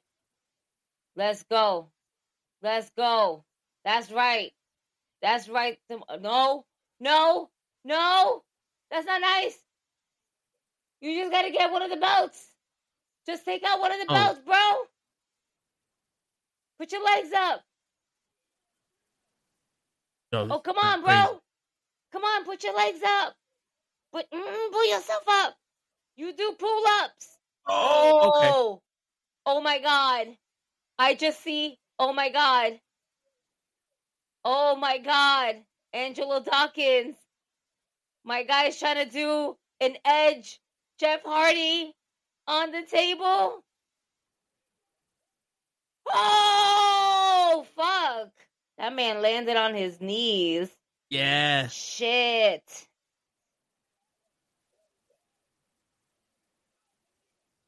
And then the Motor City Machine Guns are just like, all right, let's clean up a little bit before we get these. It was still good. It was still good, but damn. My guy landed on his knees. But you know what? It's okay because it didn't look too... Not like I'm looking at it a second time. It looks like he landed more on one leg than the other. Yeah. But it didn't... Yo. I mean, that could have went bad, though. It freaks me out. And I'm going to tell you what freaks me out. And I guess it's because of Bronson Reed. Yeah. Right? Shit like that with big guys like his size and Angelo Dawkins. Like, I get a little scared for them because I'm like, please don't get injured. Please don't get injured. Please don't get injured. Yeah. That's right. That's right, Johnny. Save it for your team. That's it. This shit went out. I'm so fully invested in this match that I let my cigar go out. What happens if one of them gets one belt and the other one gets the other belt at the same time? Aren't they? As long as the first one gets the first bout, I think they're essentially the winners. I don't think they have to get. I mean, I guess I don't know. Which what Johnny and this guy's gonna be tag team champions?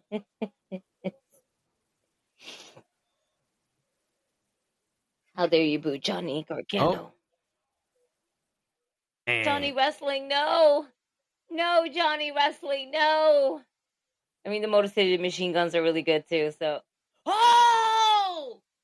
Okay, Montez! Oh! Get it! What? Oh, shit.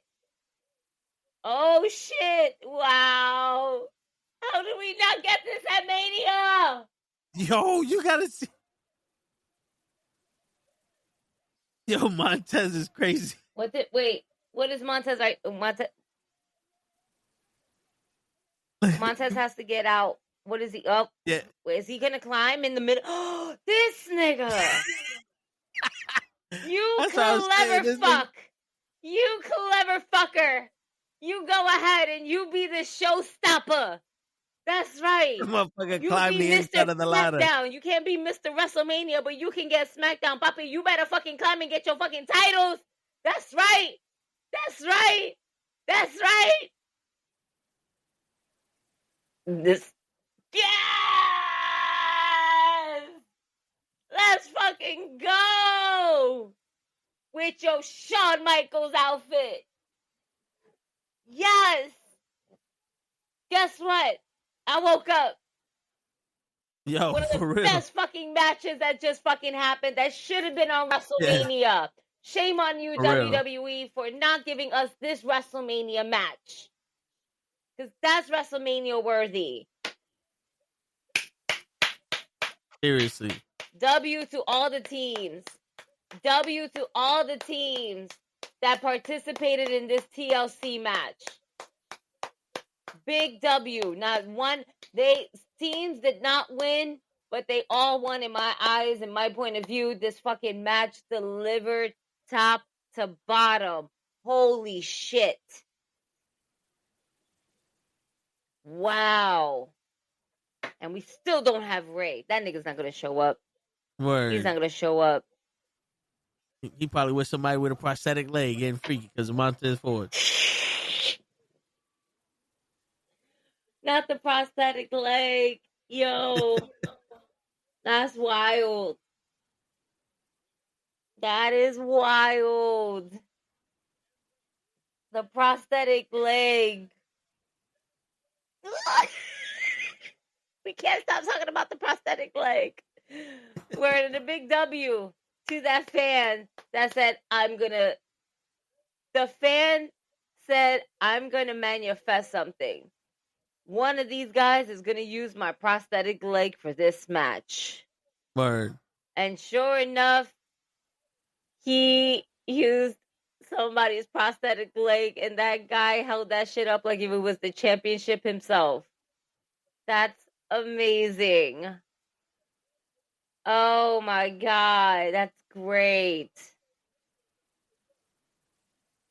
The fact that y'all not giving me this replay of the prosthetic leg is another missed opportunity, you assholes. Word.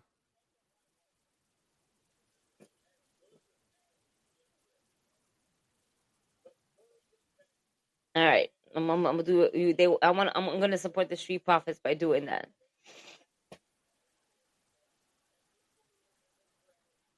So I guess they're not heels anymore, huh? You know, no, they're not. But at the same time, they're also not the frat boys. You know what I mean? Yeah. Nah, yeah, I get it. And I'm okay with it. They're still somewhat changed. They're still more aggressive, which is good. But they're not hokey pokey funny anymore. Yeah. God, this fucking gear from Montez Ford is so fucking... I can't get over on how good this shit is. I mean, he even has this script of, like, the Heartbreak Hotel. You know what I mean? Like the Shawn Michaels script to it.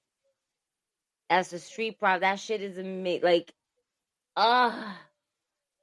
as somebody's wearing a Shawn Michaels shirt in the fan, I fucking love it.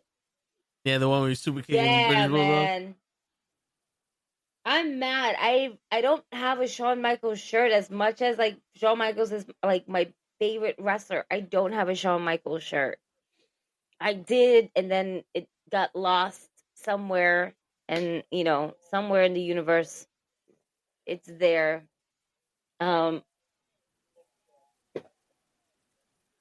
Street Profits are up. They wanted the smoke, they got the smoke, and look what happened. They're still your WWE SmackDown Tag Team Champions, as Johnny Gargano is just holding an empty holder. Bro, like, I don't know what you're holding. There's nothing there, bro. Let it go. Let it go. Let it go, Johnny. Let it go. Damn. You know what it was? DIY. DIY would have won it. But he didn't have the beard anymore. Yeah. The beard gave Tommaso Ciampa his superpowers. He's like Atlas. He he's just not comfortable in his own skin anymore. Word. Chop off the beard to take away his power.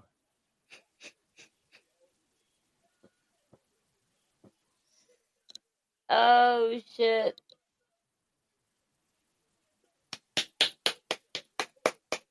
All right, I don't know what's going on right now, but that girl that's that's on the table sleeping looks exactly like how I came in.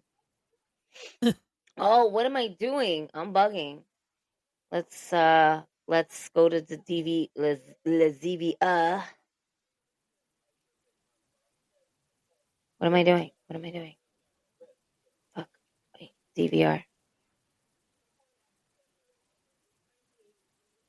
Let's go here. Let's go here. That's not what I want to do.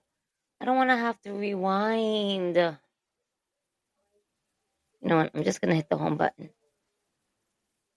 I don't know why, because it's actually going to bring me right back over there anyway. All right. I'm okay. I'm okay.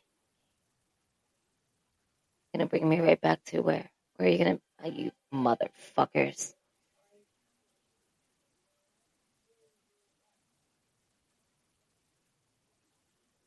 All right.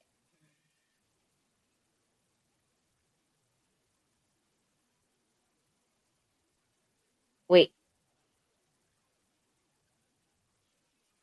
This was the promo. I'll watch the promos later. I don't feel like watching promos now. I'll catch the highlights on Twitter. But I need to watch this match. All right, fellas. You guys are talking too much. Nick Aldis is here.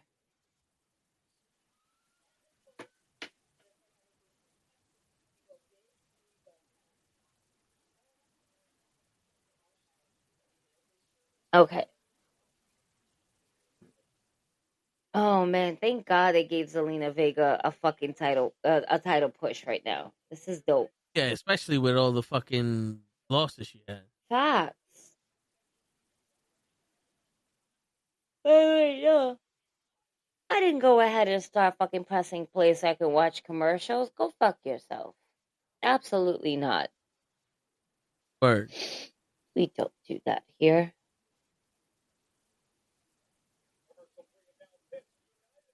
Boom. Now we got Zelina Vega coming out. Let's go. Let's go, buddy. Let's go. Oh, man. Where is it? There we go. I need my coffee. I should heat up that pizza. But I don't feel like getting up from this chair right now. As my hair is still kind of sticky now in small spots, looking like alfalfa. There we go. The hurts.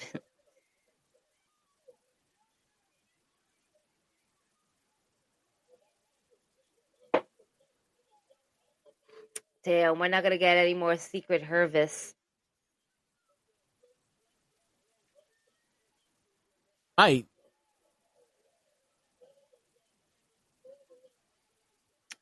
All right. So last Friday, I didn't see it either. What was I doing last? Oh, I was working. I didn't see SmackDown last Friday. That's right. I mean, it doesn't make sense for me to watch it as a whole week passed by and WrestleMania already happened. That's how she got this match. Okay, because I remember that first week where Chelsea completely did not hear the refs count and she was counted out for a 10. Yeah. So, the secret Hervis. I will still love this no matter what.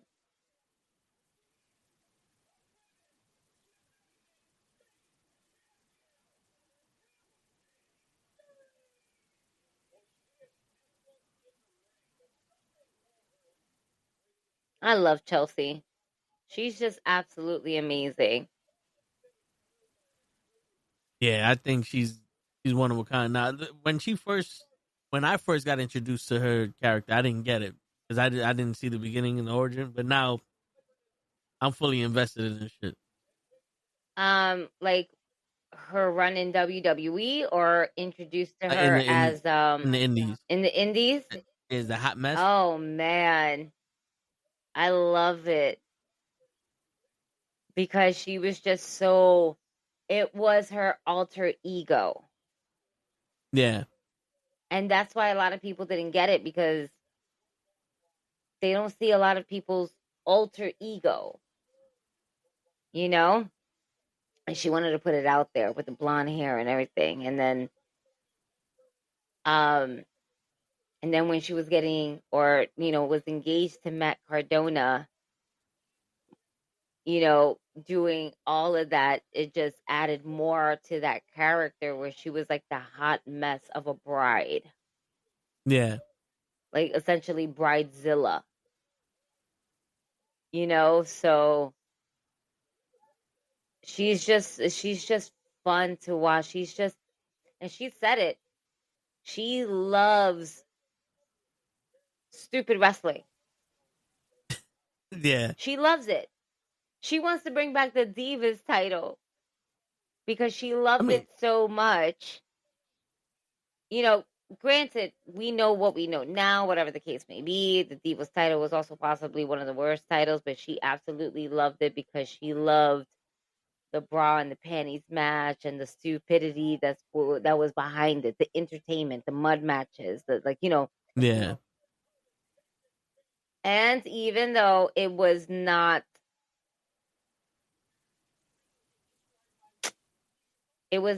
something, it was more like a Vince McMahon fantasy type of thing with his bra and his panties and everything like that. But it added certain characters to certain other women who kind of took and ran with it. You know what I mean? Yeah.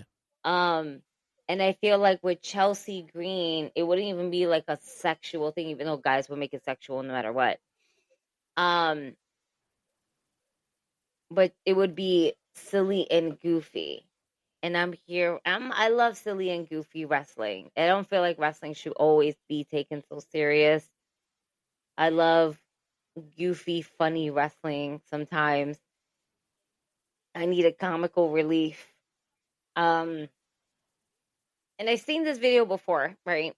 I'll give a good example, just for shits and giggles. And you might not like it because it has to deal with CM Punk and Cody Rhodes. But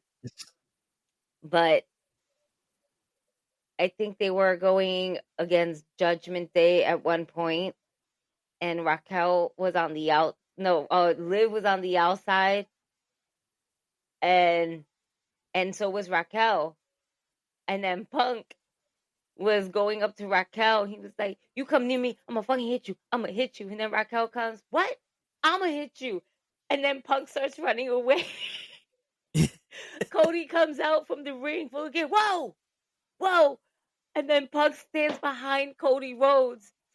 And then, he's the friend that's like, "Yeah, that's right. My friend's lucky. You lucky my friend's holding me back." He got it tough after Cody got in between them.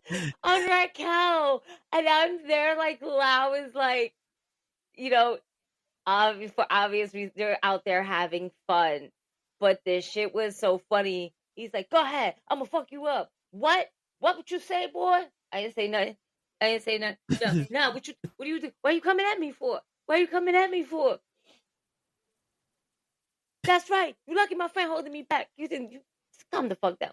No. Keep your friend over there. We're not doing this. I love wrestling like that. It just makes it fun for everybody. Like when I went, even in another Punk incident, right? It's fun. As you can tell that he's having fun now in WWE, and I think I enjoy that. When I went to the holiday show, on the Christmas show, and the man was running down the ramp with his towel to help out Damian Priest.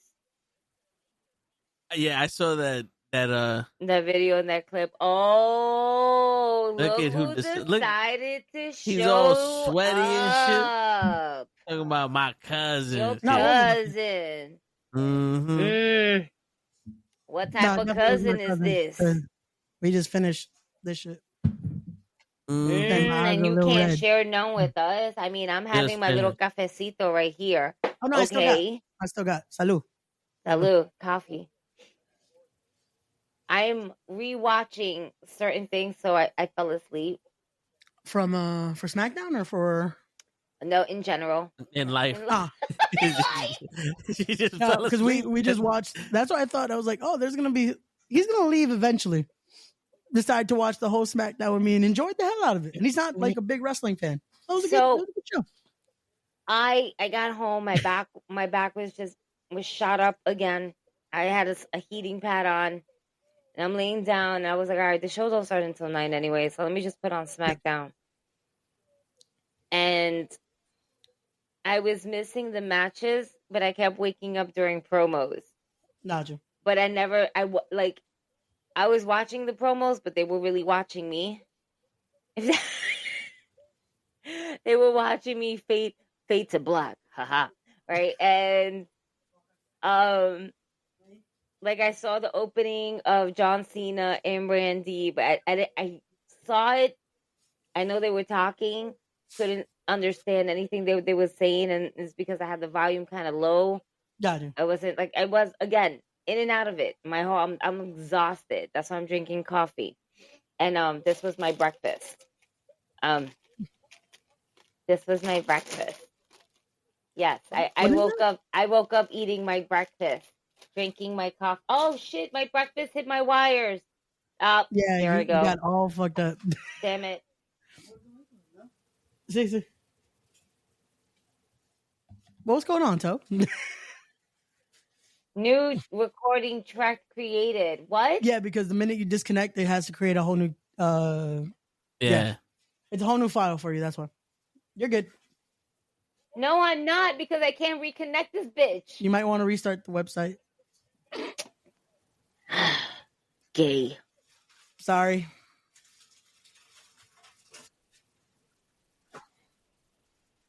Yeah, we got you. What's going on, Toe? What's going on, everyone? My apologies for being late. Yeah. Mr. Lowkey, no, I did not. I did not get some. That is a conversation for off the air that I gotta have with Toe and Gigi, because this motherfucker, he's sweating. He's been making babies. I did not. At least not today. You can't. This motherfucker over here. I don't see nothing wrong. Drinking Jameson. You can't do that. What? I just said not today. And you made me miss what just happened. How? Because you said something ridiculous. Okay, I'm going to get right back here. Literally. Toe, what'd I say? I don't know. You said something. You're always saying something, Ray. You know, yeah, you said some crazy. You. So I'm rewatching Zelina Vega and Chelsea Green. Oh, shout out to Selena Vega, man. Winning it with the cold red. Right. Like, Toe didn't want to ruin it for me. And then, like, you know how, like, they do, like, they give you, like, a review of what already happened? Oh, shit. My cousin left me munchies. Hey. Oh, that's how she won? I'm telling you, she won with the code red. Oh, you know, listen. I'm ruining it for her. Oh, wait, she didn't see the ending at all. No, like, I you said, like, my bad. that, I didn't see it at all. I'm sorry. And then, no, but the thing is that he just sent these girls to the back, and I'm underneath the impression that it's going to have at least another 2 minutes, instantly. Not 20 seconds. You feel me? Nope. It was instantly that she won that Instantly. Match. You know what I thought was going to happen? And I was trying to call it. My cousin's like, what are you doing? I'm like, watch. This is how it's going to happen. I thought Selena was going to go for the 619 again. Chelsea grabbed the leg, tried to hit her with the fucking unprettier. 1, 2, 3, take it home. I did not think Selena was still winning. I was like, oh, that works. That was beautiful. Congrats, Selena Vega. That was beautiful. That was great. Oh, God, why did I do that? That was so good. Never mix one alcohol with another alcohol and thinking, oh, yeah, this is enough for a mixer. It'll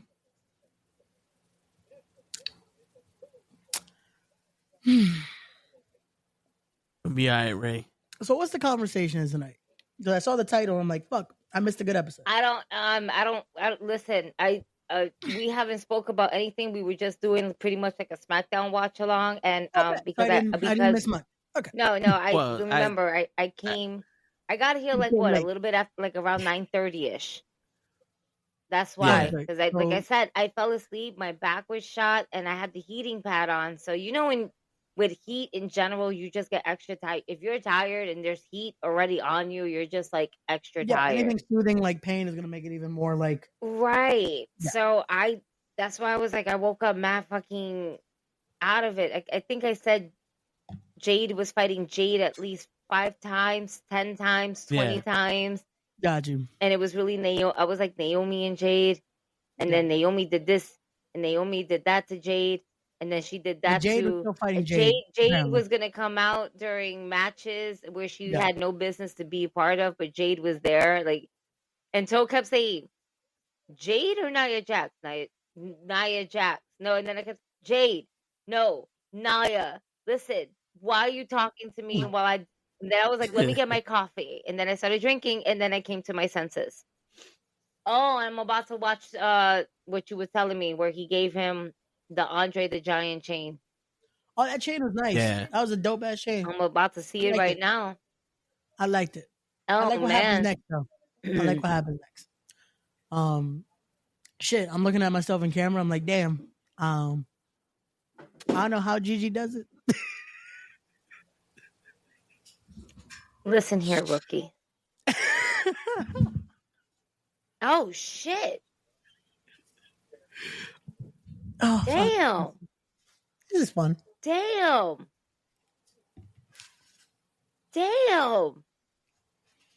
That's a big ass fucking Yeah. I'm telling you, that shit could be a match. Yo. That shit was like a match for That this shit motherfucker. like, yo, bro. Where's Flavor Flav at? I want to see if his clocks is bigger than this shit right here. No, you know what's crazy? When Where's he was at this set Mania, at? I want to see if their shit is bigger as like that. Come on, How fam. you come to WrestleMania and wear the smallest chain you got, my guy? that shit Yo, was crazy. you know what? Facts though, as Andre the Giant, so you have to make it massive. You can't just make it no small bird shit. That's fire though. That's dope. That's fucking fire. Shit, yeah. And I like it because it's really a Carmelo Hayes style. You know what I'm saying? Like, Yeah, no, it fits to him very him. well. It fits him very well, and He don't got It gold worked around out his for the waist, but gimmick he for got it some. around his neck, and that's just as good because it should be honored because it is Andre the Giant, and we want to be able to honor him, and we can't carry the fucking trophy around the whole fucking time. facts. So this is a really dope way to remind folks of what he has accomplished, even though it's considered like a joke gimmick at this point because it's Andre, but the battle shit. I can't come up with words today. All right, I had a long day. I haven't had enough coffee in my system. This went out at least twice. My cigar went out twice. And my breakfast has not run out, but yet I have not touched most of my breakfast. What is that? So thank you for asking. So ready? Yeah. Because it looks good, and I'm like, kind of want some. Nerd clusters. Ooh, Yummy. okay. Crack. Ready? Yeah. Sour Patch. Oh wait, so it is what I thought it was. It's just like a mixed bag of candy. Yes. Ready? Okay. Ready? And then this. Ooh, I like those. Right. But guess what? What? It's bubblegum flavor. What? Bubblegum flavor. Yeah. Bubblegum flavor of chicle bubblegum. And the bubblegum flavor that it is the bubble yum with the fucking duck. Yeah. Oh, I'm gonna need some of that. Oh my God, bro. Oh, and I didn't tell you guys. Today I tried a new ice cream. Guess what the ice cream was called? What was it called? Cookie Monster.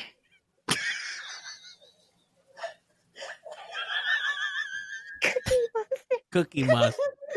Guess what? It was blue. Wait. Was there like little cookie pieces in the... Oh, yeah.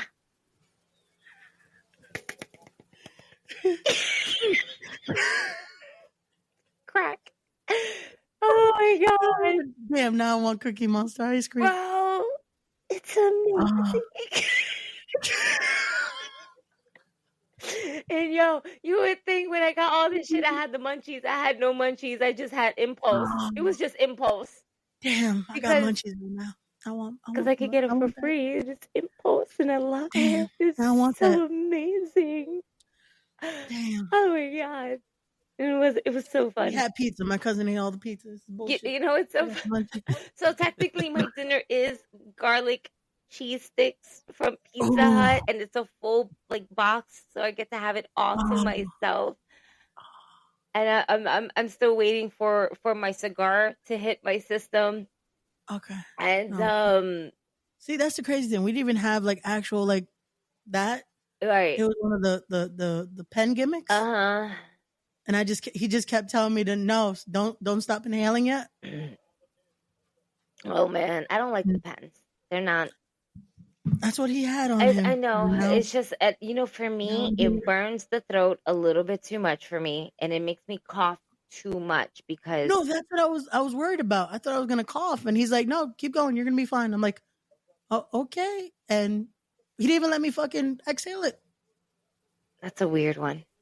Yeah, that's very weird. Yeah, but now yeah, on a Friday. Interesting.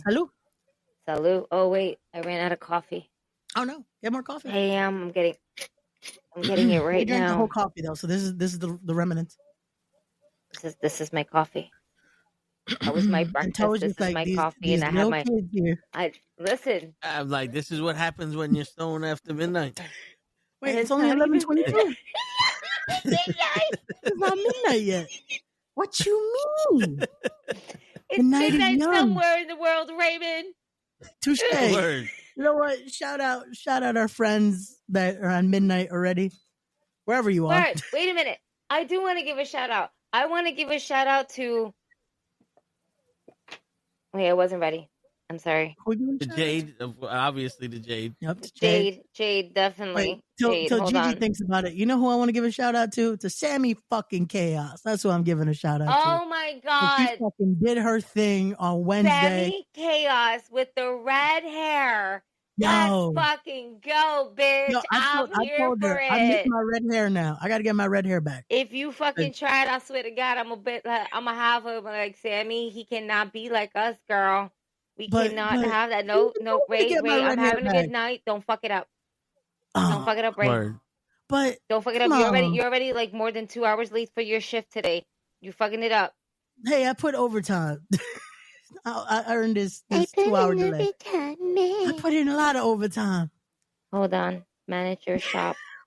Give me one second. But no, on serious note, shout out to Sammy Chaos. Congrats to the fucking man. Like I did the post and I meant every single word. She deserves all the flowers and so much more. If you guys are not having her on your fucking radar, what the fuck are you doing? And that goes for fans, that goes for promoters. You're going to want to book Sammy Chaos. And I say this now.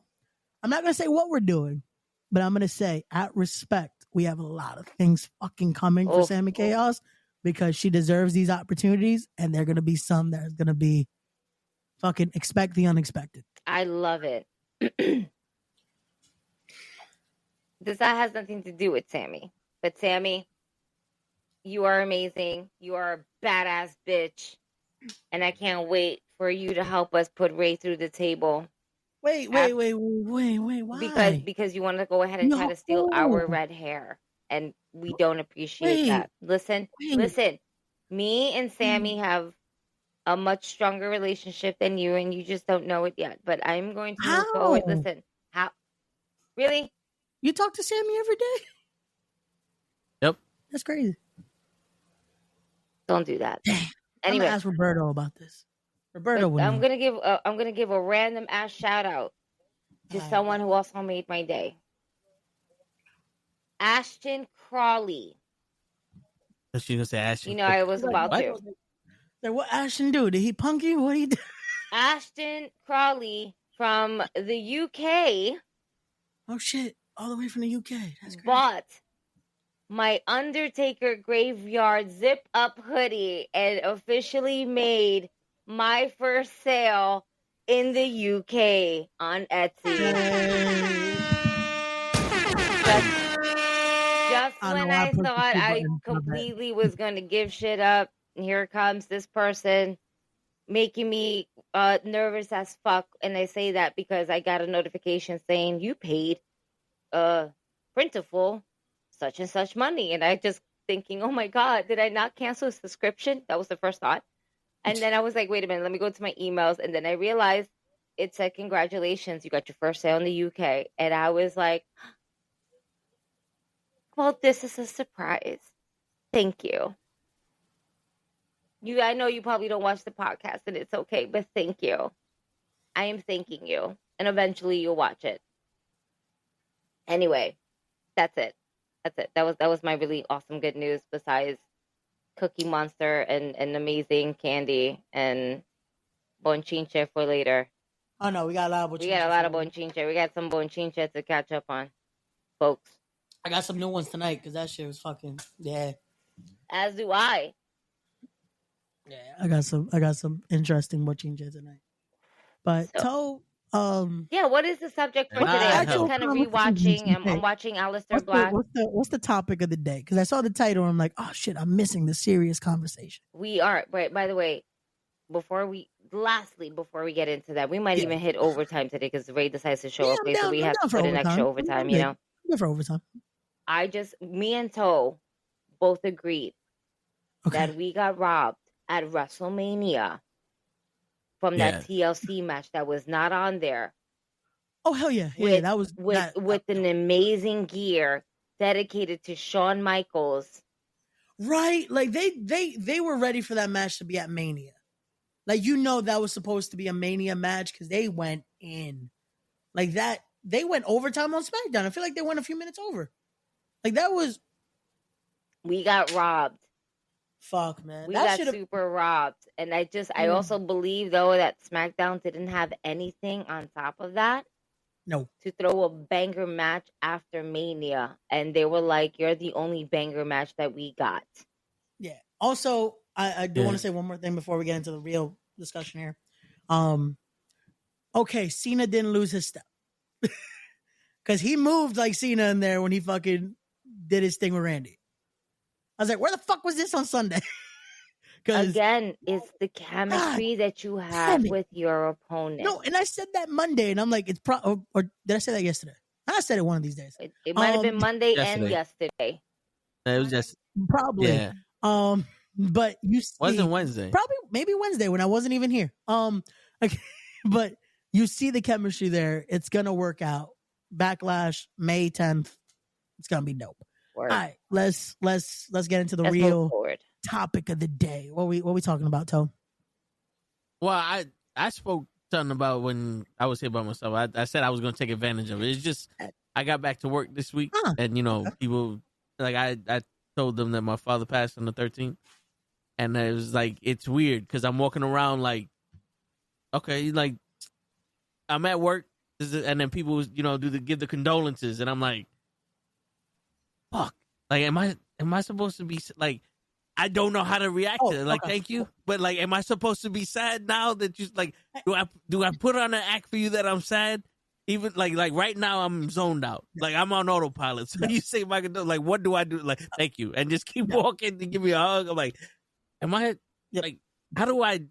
No, it's I know it's awkward for you saying it to me, but it's awkward for me hearing it from you. Time. So we're in an awkward situation, and it's like. Okay. No. And I let's get hot dogs later. I don't know what to tell you. Let's get hot dogs later. Listen, it's 70 degrees out. You want to get a burger or something? No. I completely understand. And it's one of those where, and I said this, I had to have this conversation with my mom after coming back that day from your pops' funeral. Yeah. That I felt horrible. Because the minute I got there, like I said, what's up to you, gave you the best I could of condolences and to your brother. But the minute I sat down, I was numb. Because every time I go into a funeral, I still don't know what you're supposed to, like, how you give someone their condolences. Because after my pops passed, I didn't know what I wanted people to say. Because I kind of didn't want it. I kind of didn't like, I just wanted to like wake up from the nightmare. And it's kind of like when they give you the condolences, it's like, out of respect, you're supposed to be like, no, thank you so much, like this and that. But it's also like, I don't want to hear it. I don't want to hear it right now. Yeah, no, legit. I don't want to hear it because I don't want to have to relive it in my head when you walk away. Yeah.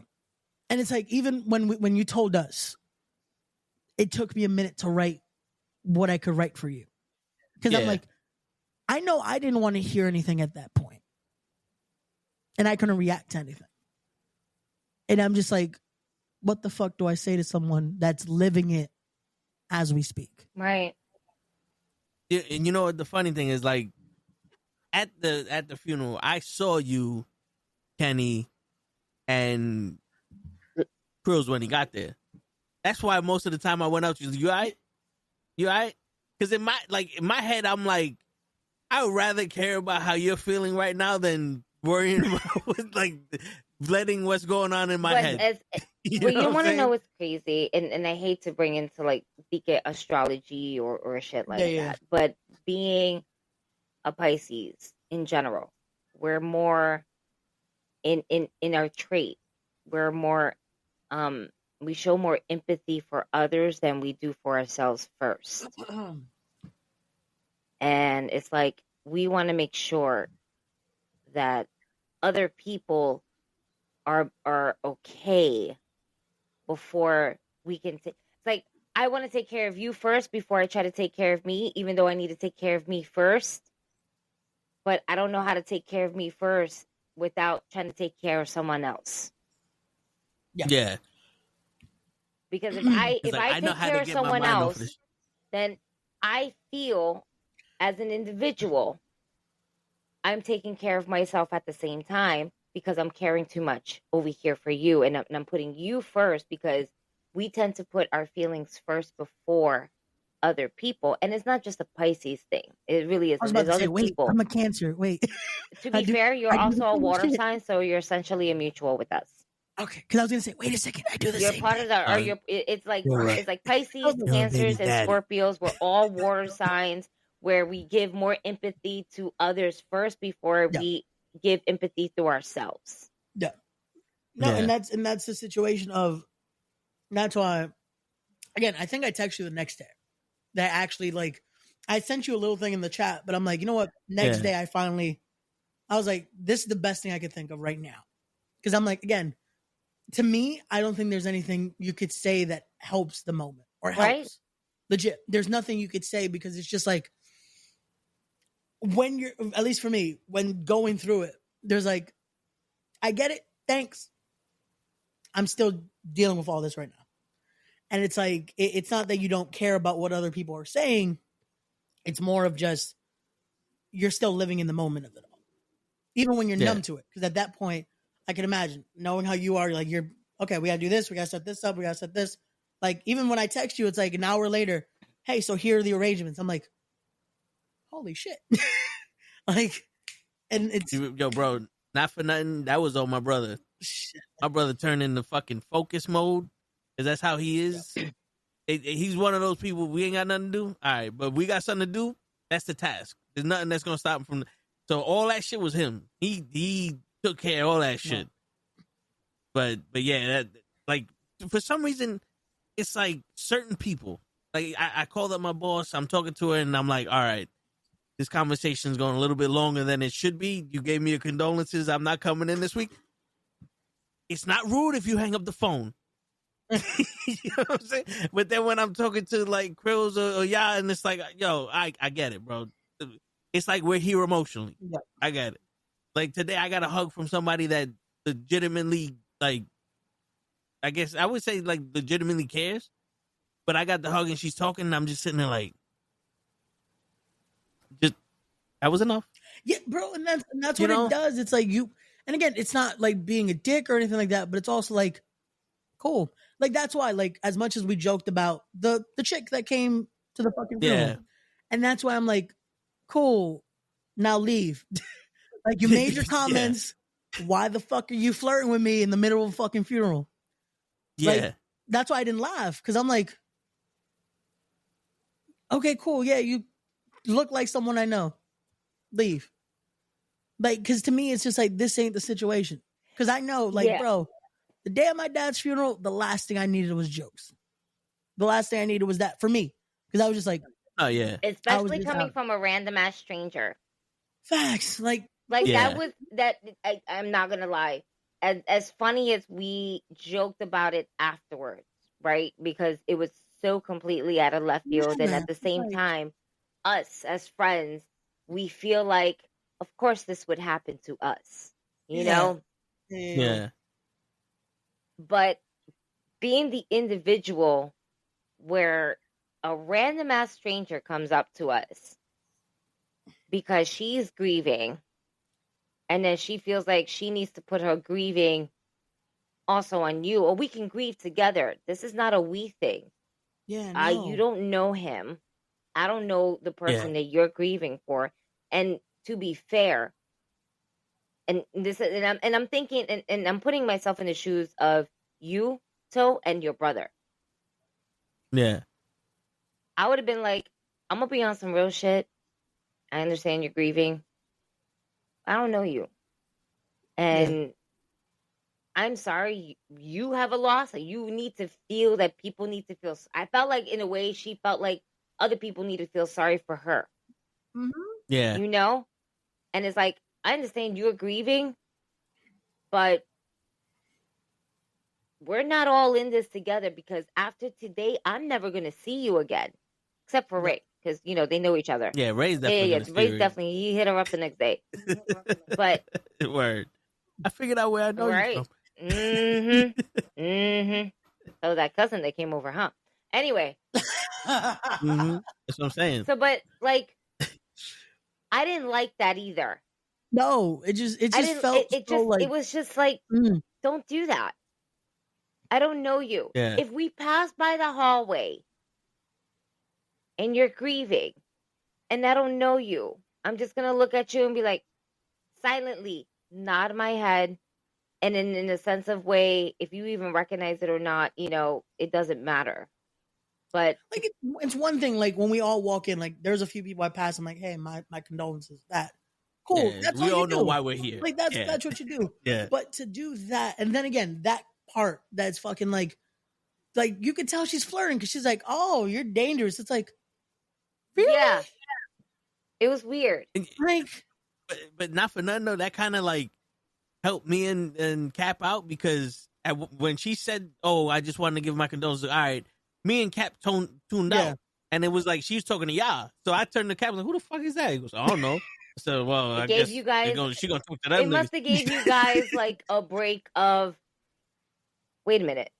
What the fuck was that about? No, like it gave you guys, and I can see where it gave you guys just like that brief second to not think about what is happening, and a moment where like, what the fuck is this? Because the funny thing is, there's always someone, like when my uncle passed at the funeral at the church, there was a dude with a biker jacket and like 14 fucking rings and mad gold chains, and he's looking at the body, and we're like, who the fuck is this person? And we always like, my uncle's the type of person to make a random fucking friend in the street, and he heard about it and he came to pay his respects, and that's just the random guy. And I was like, my uncle's random friend showed up. no. It's like that, and it was like, it's weird. We just get these weird motherfuckers just coming up to us. Nah, the fact that we have people coming up, they're like, my condolences, and then they get to where your pastor's at, they were like, oh, this is the wrong room. And then they walk out and they're still saying, my condolences. Yes. Wrong room. Kenny's like, oh, fuck. Word. You froze there. Oh, did I? Just after the second condolence. Of course. It was like yeah. But yeah, The Damien remix. has a good question. Though. Are condolences the same thing as prayers?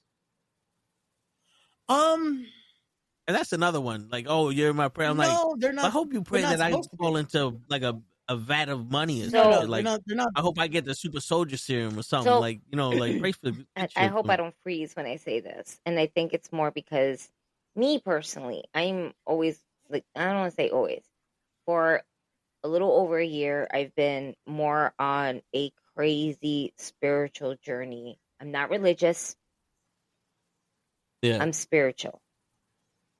I do believe there's a heaven and hell, a God, a devil, all this shit. I do believe in that. Do I believe in one particular religion? No, because I feel like it's all crooked. But at the end of the day, we people, like in general, that pray in spiritual religion, it doesn't matter. We still pray to a God, some type of God. Yeah. Even if it's people who do Buddhism, they pray to their God. You know what I'm saying? Yeah. When I tell people, because I do tend to tell people, I'm keeping you in my prayers. I can only speak upon myself, because I don't know what other people's prayers are. My prayers is like, I pray that you heal from this terrible ache that you have. I pray that your family heals from this loss. I pray that now that the suffering is no longer happening, that it will help you ease your own pain, even though it's going to take a long, long journey, because it's not easy to lose someone, especially, I have not got to that part where I've lost one of my parents. The closest thing I got to it is when one of my best friend's dads passed away at a very young age, and he was like my second dad. Yeah. And that was insane. I felt like my dad went away again. It is, and she was been my best friend since kindergarten, and we're already like, I don't remember what grade we were in, but at that point she already had moved away. But we always kept each other. And again, it was like my second dad. Gotcha. We're up to the point where her mom, at one point, when she got, remarried or we hooked up with somebody or whatever the case may be, and she came up pregnant, and I was just like, you got pregnant? And I felt offended, because as a child, as a young person, not offended, but like, damn, how can you just move on like that? Like that type of, you know what I mean? But Yeah. that was also a younger me, not knowing shit. But where I am at today, when I tell people my condolences to you and your family, is like, damn, my condolences to me is like, I'm sorry that you are going through this loss. Yeah. It's a deeper type of like, it's apologizing, knowing that this is a pain that you can't, like, there's nothing you can really do right now. It's a deeper, just right. It hits. Yeah. The actual definition is an expression of sympathy, especially on the occasion of death. So yeah. No, it's the best. It's the best term to try to give everything in one. Yeah. Of like just having that. With prayers, again, you're trying to show that, again, you care and you're thinking of them and you're care hoping that you wish that, the faith that one person has within themselves can possibly reach out into this crazy thing that we call a universe and help you on your healing journey to heal from this, to heal from this pain. And like, so, it how can I say? You guys know from the year I had of 2023, in my family, I was having deaths after deaths. Yeah. After that, I think I had about 4 or 5 deaths in 1 year. Yeah. And how each of them kind of slowly broke me. Especially the one where it was my tío Tati. We knew it was that time. We were preparing ourselves because he was dealing with dementia. And he was slowly deteriorating. Yep. But when his wife passed away, 10 months, not even a calendar year, 10 months after he passed away, that one hit home. Too close. Yeah. And it's a loss where no one was ready for. Yeah. But then we always say in this universe, they needed them more than we did here on planet Earth. Yeah. You know, it's crazy with it that I started looking at it. I don't know if it was to help my own mentality go through it or just to try to grieve less of accepting their time. What they need to do in their time is already done. Like, this is why they were put here. Again, when you have your beliefs, whatever it is, I feel like we're all, in a way, put for certain things. And once you reach that, like, that's how I looked at it with my dad. I'm like, you know what? Even on his last day, he said it. That it was like, you need to be a man from here on, not knowing what I was expecting that night. Because he told me that morning. And he was fine. Completely fine. And tells me that morning. And from there, I'm like, you know what? Maybe that's when you know. That's like, you did what you had to do. You did everything that you were supposed to do in this time. And it sucks because some do it a lot quicker than others. Some do it a lot longer. And that their journey was a lot longer than others. They need to be a lot longer. And it's those that's why we always try. We've said it here too many times on the podcast. Enjoy the time you got. Hug those that you have.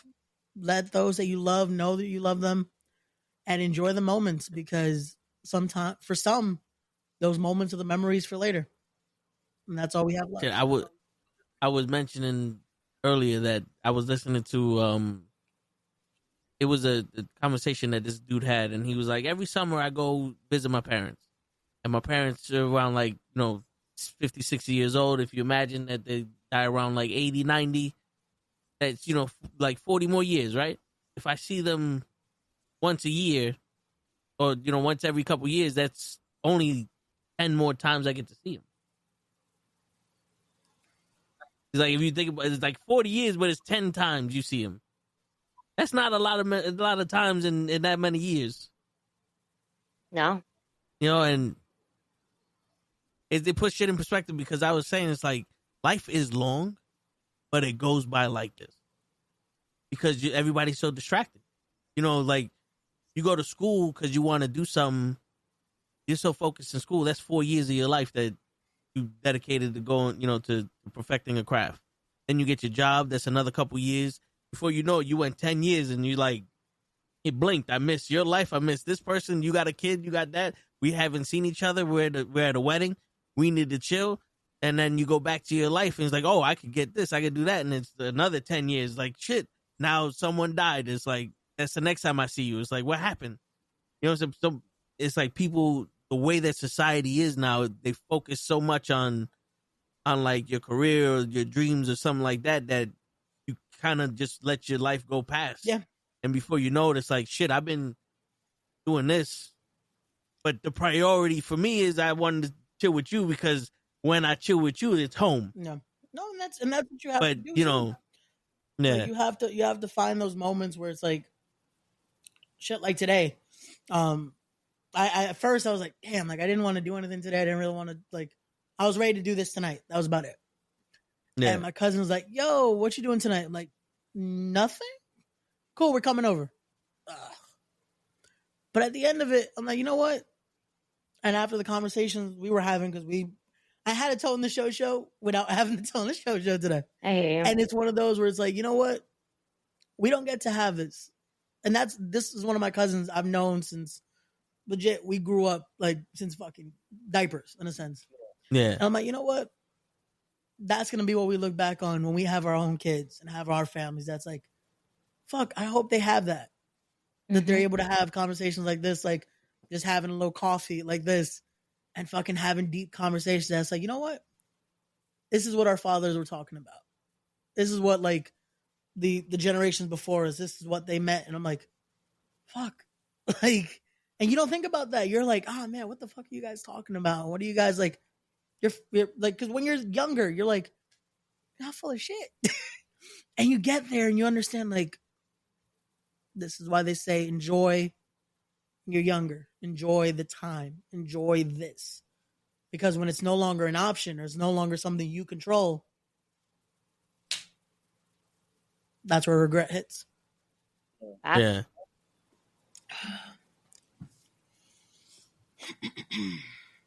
Ladies and gentlemen, we're here for a fun time. Sometimes not even a long time, but we're here for a fun time.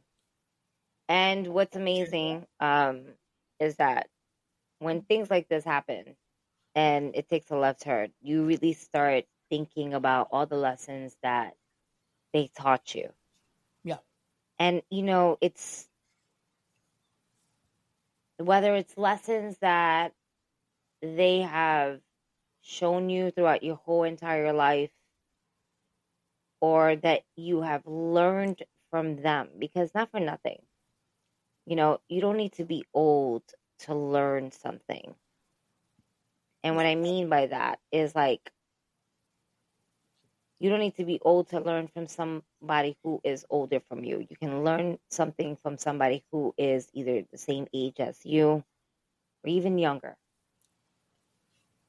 And because it makes you, like, for example, my daughter, amazing child of mine, amazing spawn that I created. She teaches me and reminds me that as I get older, I shouldn't lose. I'm gonna start ducking. Right? That I You got shouldn't. information out. Yeah, I did. right. Like, I fuck. did. Wait, let me get the sentence out. How did I end up here? No. You're trying to give out Right? gems. It's not Right? your- I'm like, no, you can't say shit. Pop, pop, pop. I'm like, the fuck, bro. Chill. They don't want to. They don't want to. They don't. They're Let like, me nah. be great. No, what's up? Gotta give them No. many secrets away. Fucking Democrat. Oh, shit, yo, I didn't know This Krills again. was on the podcast. But my child reminds Krills. me, and she teaches me that I should never lose the inner child that's within me. Mm.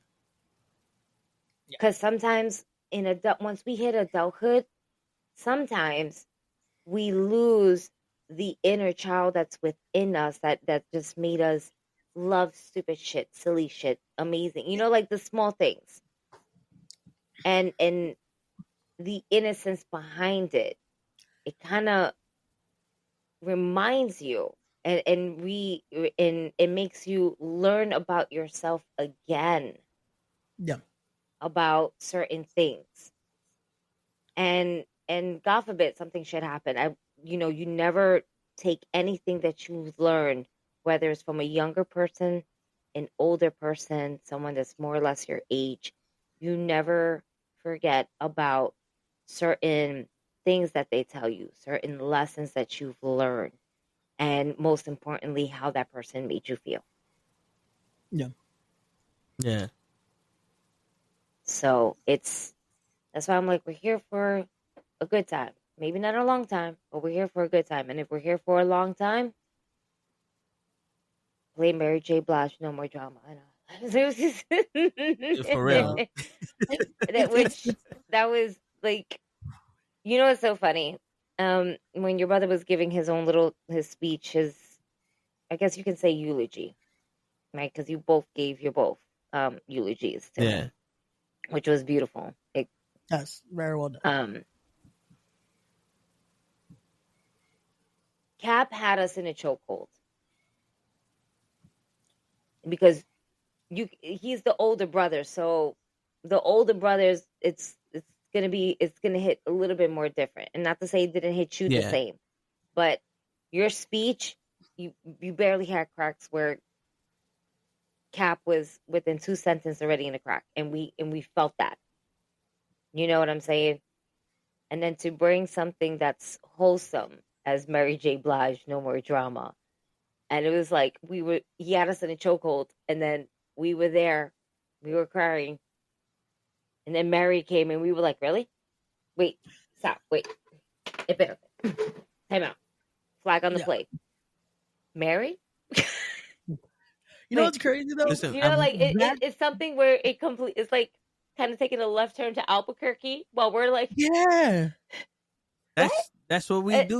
That's why I'm it telling was you. done beautifully and amazing. And then as us being your friends, your second family, we're like, you know, this would make sense since we're all here doing this. Like, you know what I'm saying? You know what's crazy? That for like Krillz and Show and Hodge that were getting there late, it's almost like, wait, y'all really did? Yep. Like they would have believed that actually happened. It was like, so every time we would, like, when Krillz came, when Hodge came, and even when Show came, you missed the food, you missed the karaoke. Yo, we took a shot. We took a shot. We said, to Pops, and we listened to Mary J. Blige. Now, out of everything that we just told you, which one of them is true? And we would just look at them for a second. They were like, wait a minute. All of it is bullshit. No, it's not. No, it's not. At least one is true. Yeah, it happened. Give me the options again.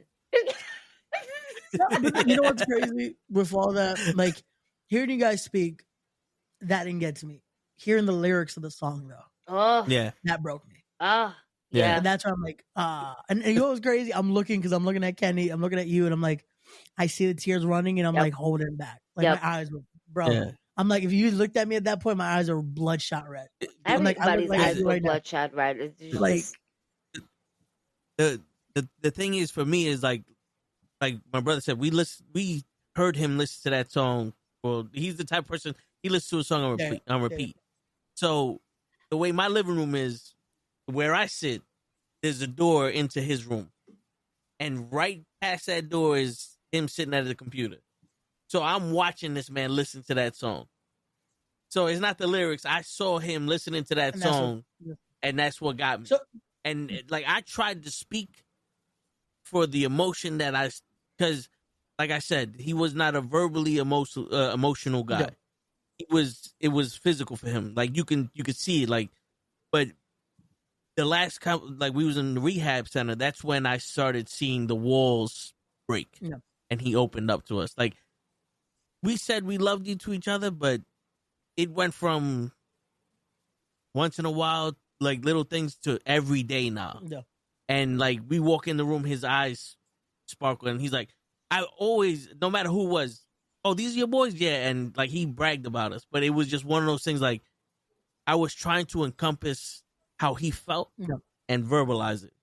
Again, you know what I'm saying? It's, bro, however you felt it and however you said it, it's coming from there, like, it's how you had to say it. And it's one of those where I can imagine that moment it hits why he listened to it. Because that's how it was with my dad. Because my dad, and it was just what he listened for his pops when he passed. When my grandfather passed, he would listen to Luther Vandross, Dance with My Father. And I never understood why. Because I'm like, wait, I thought I didn't dance. And I never understood why. I listened to it once after my pops passed and broke instantly because I understood every reason why. And even now, I can't listen to that song. When I go to I'll go to the cemetery to see him, I put it, and I'm like, it all connects. The crazy shit is when I'm driving, like, I have the YouTube Premium, so I'm listening to the music, and it's showing me, like, it plays the songs that I like. I maybe listen to Motown once or twice at the job because there's no cursing, and I can have that. What's going on, show? I can have that playing while my boss is behind me. And the first song that played when I drove by myself after was My Girl, Temptation. And I'm sitting here going,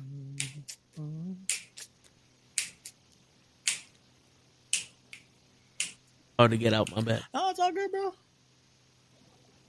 It's all good. It's all good. Oh, take your time. It's all good. Go ahead, laugh it off. We know that show's tickling your ass somewhere. As I still got here, he was just. He got here and he was like, "Ooh, I felt a tickle in my ass."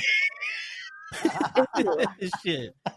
I'm over here. I'm like, well, that's to signify that he's back with his girl.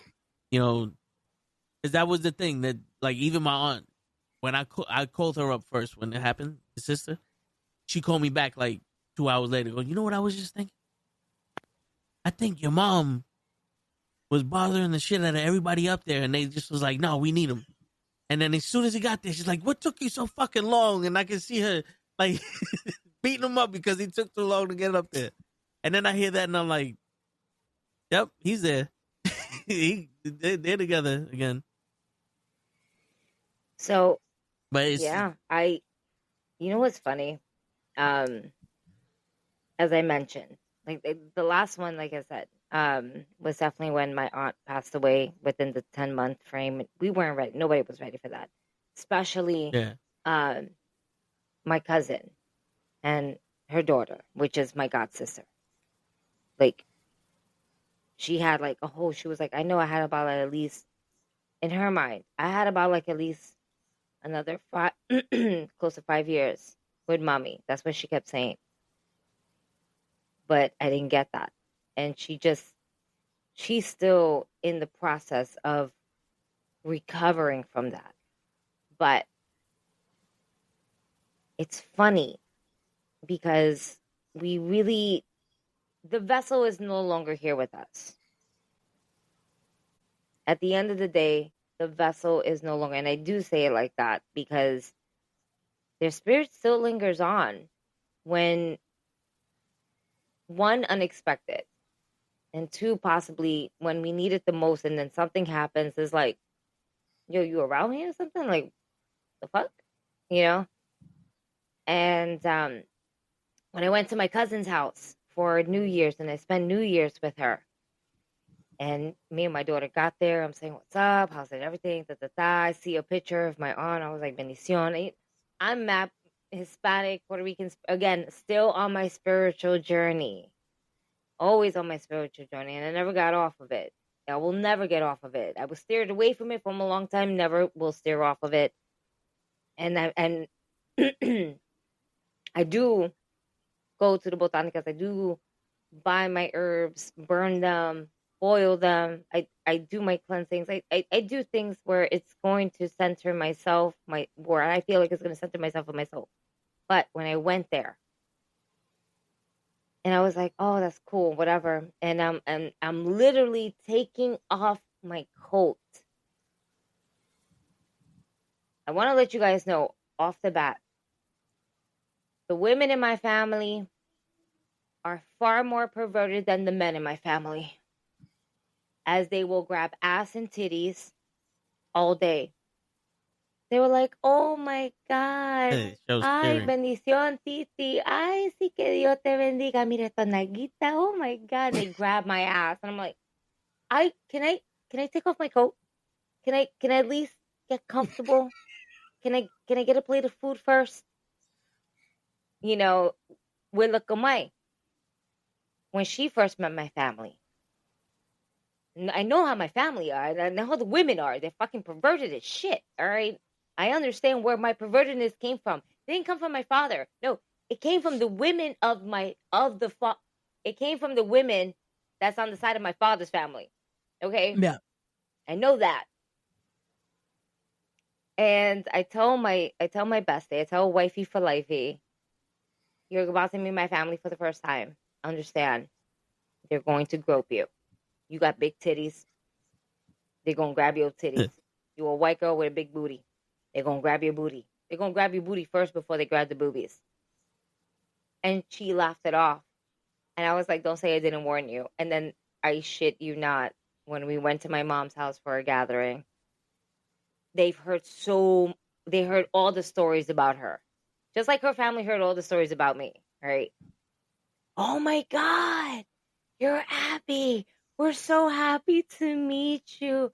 Yes, they give her a hug and they were like, wait a minute. Oh, she got some butter. Mira esto culo, ella tiene culo. And my friend was like, she just grabbed me. I was like, I warned you about this. Now, fast forward. My Titi Teresa was infamous to be the first one to grab your ass or to grab your boobs. Yo, what is it with I don't know. Doing that I shit? don't know. The tias, they feel mad comfortable with it. Like, I venga aquí. Mira ese culito. Ay, sí, tú tenés culo. Mira. Like, yo, we Always. adults. Why the fuck you still grabbing our asses? When I go to my cousin's house for New Year's, I take off my jacket. And as soon as I take off my jacket, I'm focusing and just having a conversation. And I kid you not. I felt someone grabbing my ass. Like I felt like, say, this is my butt. And I felt somebody going like this. And I was like, bendición, Titi. And then my god sister was looking at me and she goes like this. She grabbed your butt? And I was like, yeah. She's like, yeah, she does that. And I was like, oh, so it's not just me. She's like, no. Mama's soul is lingering around here. And I'm just like, I believe it. I absolutely believe it. She wants to let us know we're okay. It's endearing because it's in a sense of way of letting us know she's here with us and also letting us know she's okay. And she wants us to be okay too. You know, and then I told my cousin shit that happened. And she's like, what happened? You know, she wasn't in the room with her. What happened? What happened? Like, nothing. Titi just grabbed my butt. She's like, oh yeah, mommy does that. You know, every so once in a while, she goes like that to my boob. And I was like, yeah. And I like jokingly around, I said, yeah, because you got ass and tits. I wasn't so blessed with that. I got a handful. This is good. I got enough back here. You know, like, and we're all women just having a good time, jokingly around, but knowing that the spirit and again, they left their vessel, but their spirit, when they say spirits live on, that's some real shit. Because you sense them.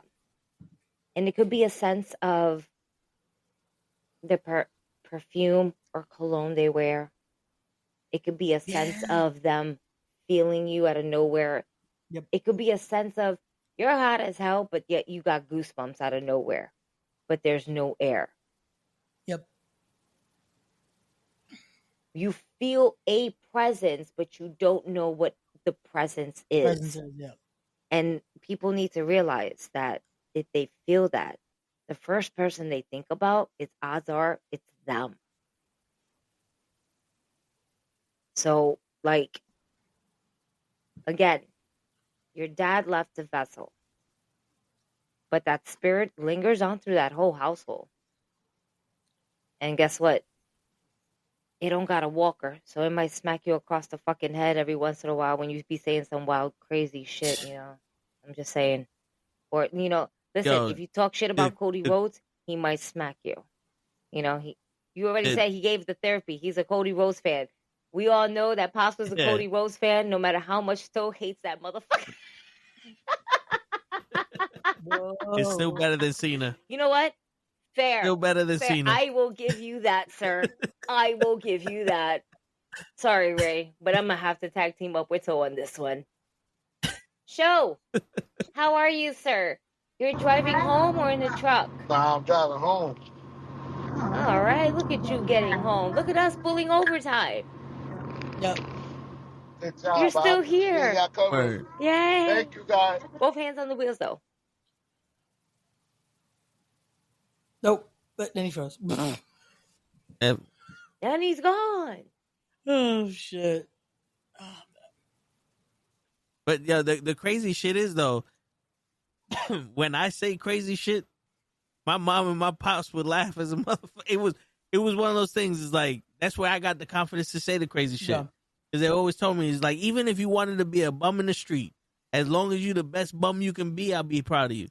And I say some crazy shit because my pops, like, most of the crazy shit I say is actually, compared to my mom's and my pops, that shit is censored. My pops literally, there was a woman that moved in next door to us, good looking young girl. And she's like, and he introduced himself and they're talking and she's like, yeah, I don't feel too well. He goes, oh, lucky for you, I'm a doctor. She goes, what? He's like, yep, gynecologist. And my mom is standing next to him, and she goes, "Yo, you really like really?" And she goes, "If you could take him, you could have him. Just don't bring him back." And she's literally looking like, "Okay, both y'all are dangerous. I'm gonna go inside." Shit, yo, that ass. My mom, the first chick I ever brung home, the first thing she ever said to her is, "So you the bitch trying to take my son, ain't you?" That's how she greeted this girl. "You the bitch trying to take my son, ain't you?" She was warned, but she still was shocked. That's how she greeted chicks that I talked to. So I am tamed. That is funny. When it comes to saying wild No, shit. and it's funny because, and obviously, because I already said the women in my family are a lot more, I want to call them womanizers, but they're not womanizers. They're like, they're sexual predators. That's what the women in the family are physical sexual appreciation. predators. It's a little touchy, that's all. It's not. They got a physical appreciation for there we go. No, they just really do. bodies. But so walking around being with my dad, growing up with my parents and everything like that, my dad was always the jokester. He still is up to this day. He's just crazy now. But like even up to this day, if we were to walk through a women's section of clothing and there's bras towards the aisle, my dad would make it his duty to grab. He's like, he'll look around to see if my mom's around. He'd be like, he'll grab the bra's boob, like, boop, boop. Boop, boop. Papi. They have different sizes. Boop, boop. I'm like, stop that. What are you doing? What's wrong with you? Gotta make sure they're good. Like, I don't want to see He's that. just inspecting. Like, that's you all. know, like me being like his daughter, like, I don't want to see that. Stop doing that. And he'll look at me like, Dad, what the fuck is wrong with you? Your mother's not around. Oh my God. When my dad had surgery, my dad had a lot of problems down there. A lot of blood clots. Okay. He wasn't able to, unfortunately, go to the bathroom. Okay. So he had to get surgery, get some stuff drained. But when they had him on the meds, the nurse came and he goes like this, "Oh, mira, it's right here." And he would lift up his gown and show the woman his penis. And I was like, Papi. Surprise. He's like, "She has to come and clean it up." I was like, and I'm like, I'm looking there as the child. I'm looking, I'm like, you don't, but she just walked in. Maybe she wants to check your blood pressure. No, that's the other nurse. This one comes and helps me. I'm just helping her. I am like, oh my God. And then she laughs. Because, he's an older gentleman. He's like, I'm pretty sure these nurses seen how like crazy and fucking perverted older people can be. And all they can do is laugh. Yeah. And she's like, you want to know the funny part is that your dad is right. And I was like, yeah, but I don't need to hear it. Like, it's as his child, his youngest one, it's a little disturbing. Like, I get it. You got to do what you got to do. But I don't need to see this. Oh, no, thank you. I don't need to hear it. No, thank you. And then my father was like, oh, you don't need to hear it? Then get the fuck out. I was like, well, fuck, I'm going to just leave. All right, papi bendición. All right. I will come see you tomorrow. Kick me out and get the fuck out. I don't want you here anyway. Like, it was the most funniest thing. And all she was doing was checking to make sure the catheter stood in, make sure it didn't go crazy, making sure there was no blood clots, making sure there wasn't clogged period or anything. She was just doing like a daily routine thing. but he was so drugged up. And then the fact that and she was pretty. She was pretty on top of that. So, and I'm just like, oh my God. As an adult, as an adult woman watching her father, the last thing I want to see is my father have a heart on. And I'm just like, I gotta go. No, I gotta go. I know what's happening. I get it. No problem. I know. I don't need to know more about that particular area. I know that he's getting procedure. I know this. I know that. I don't need to know. I am going outside. I'm going to get a slice of pizza. I'm going to get food, possibly a drink, possibly smoke. I'm going to come back and see if my dad needs anything else. And if not, I'll go home. I'm okay. And then I jokingly told my mom, I said, Papi's being a sucio. Outing him out. And she's like, oh yeah, I know. He's fine. Because at the end of the day, he's still coming home to me. And I said, but he's being a sucio. She's like, I know. It's okay. Doesn't remember who cooks his dinners. I was like, does he remember who cooks his dinners? Because right now that man is so drugged up. I don't think he knows what was point A and point B, but I know he's trying to get to third base. And she just starts laughing. She's like, well, that's how we got you. I was like, let's not get that. Let's not do that. Let's not. And my mom is not helping the situation. I'm looking for her to help me with the situation. She's not helping with the situation. And I'm like, ma'am, that's not helpful. She's like, listen, let him. I'm trying to find the male nurse for me. And I was like, oh my God, you're terrible. I was like, this is how your marriage worked for all these years? Yes. I was like, well, fuck me. I'm going to go. I'm going to go get something to eat. You want something? I'm going to just go. I'm going to go and contemplate life right now. Because y'all motherfuckers got me fucked up right now. Yep. But it's these things, right? Where we see them through their ups, through their downs, and really on their downs. And we take it all in. We soak it all in. And then we carry it on to our next generations. Whether it be another child, a child in general, a pet, doesn't matter. We carry lessons to things that we take care of because that's how we were taking care of ourselves. Yep. And it's a beautiful thing. Maybe somebody might get a movie reference.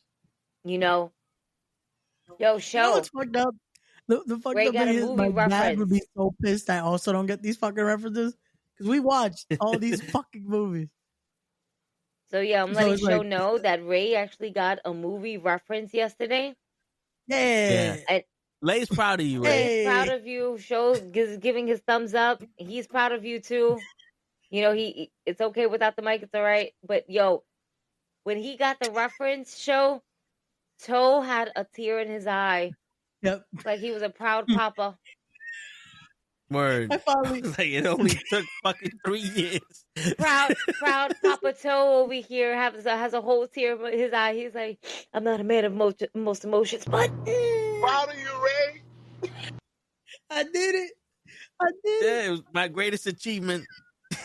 Don't ask me for a reference right now because I'm too high and drunk right now. well, proud of you, boy. You done good. Shit. You done good. It shows that you actually do pay attention. I do. I try. I do. If only someone else knew that, but that's a story for later. Shit. And on that note, I think it's time for later. So, before we go, I want to remind you, we are back on Monday. I was about to say 9 p.m. 7:30 p.m. with the Raw Watch Along, as we'll start up with, again, we're a week removed from WrestleMania, talk about what's going to happen there and see how they start up the road to Backlash, which is about a week away. Like, it's pretty quicker than I thought it was going to be. Is it? It's May 10th. Holy shit. Yeah, hold up. May 10th. So it's a week from next Of Saturday. this year? So it's like technically 2 weeks, but it's like by the time we get to the Raw Watch Along, it's a week away. Yeah. So then Tuesday we were back with Knucklehead Comics at 9 p.m. Wednesday we were back with Knucklehead Sports at 9 p.m.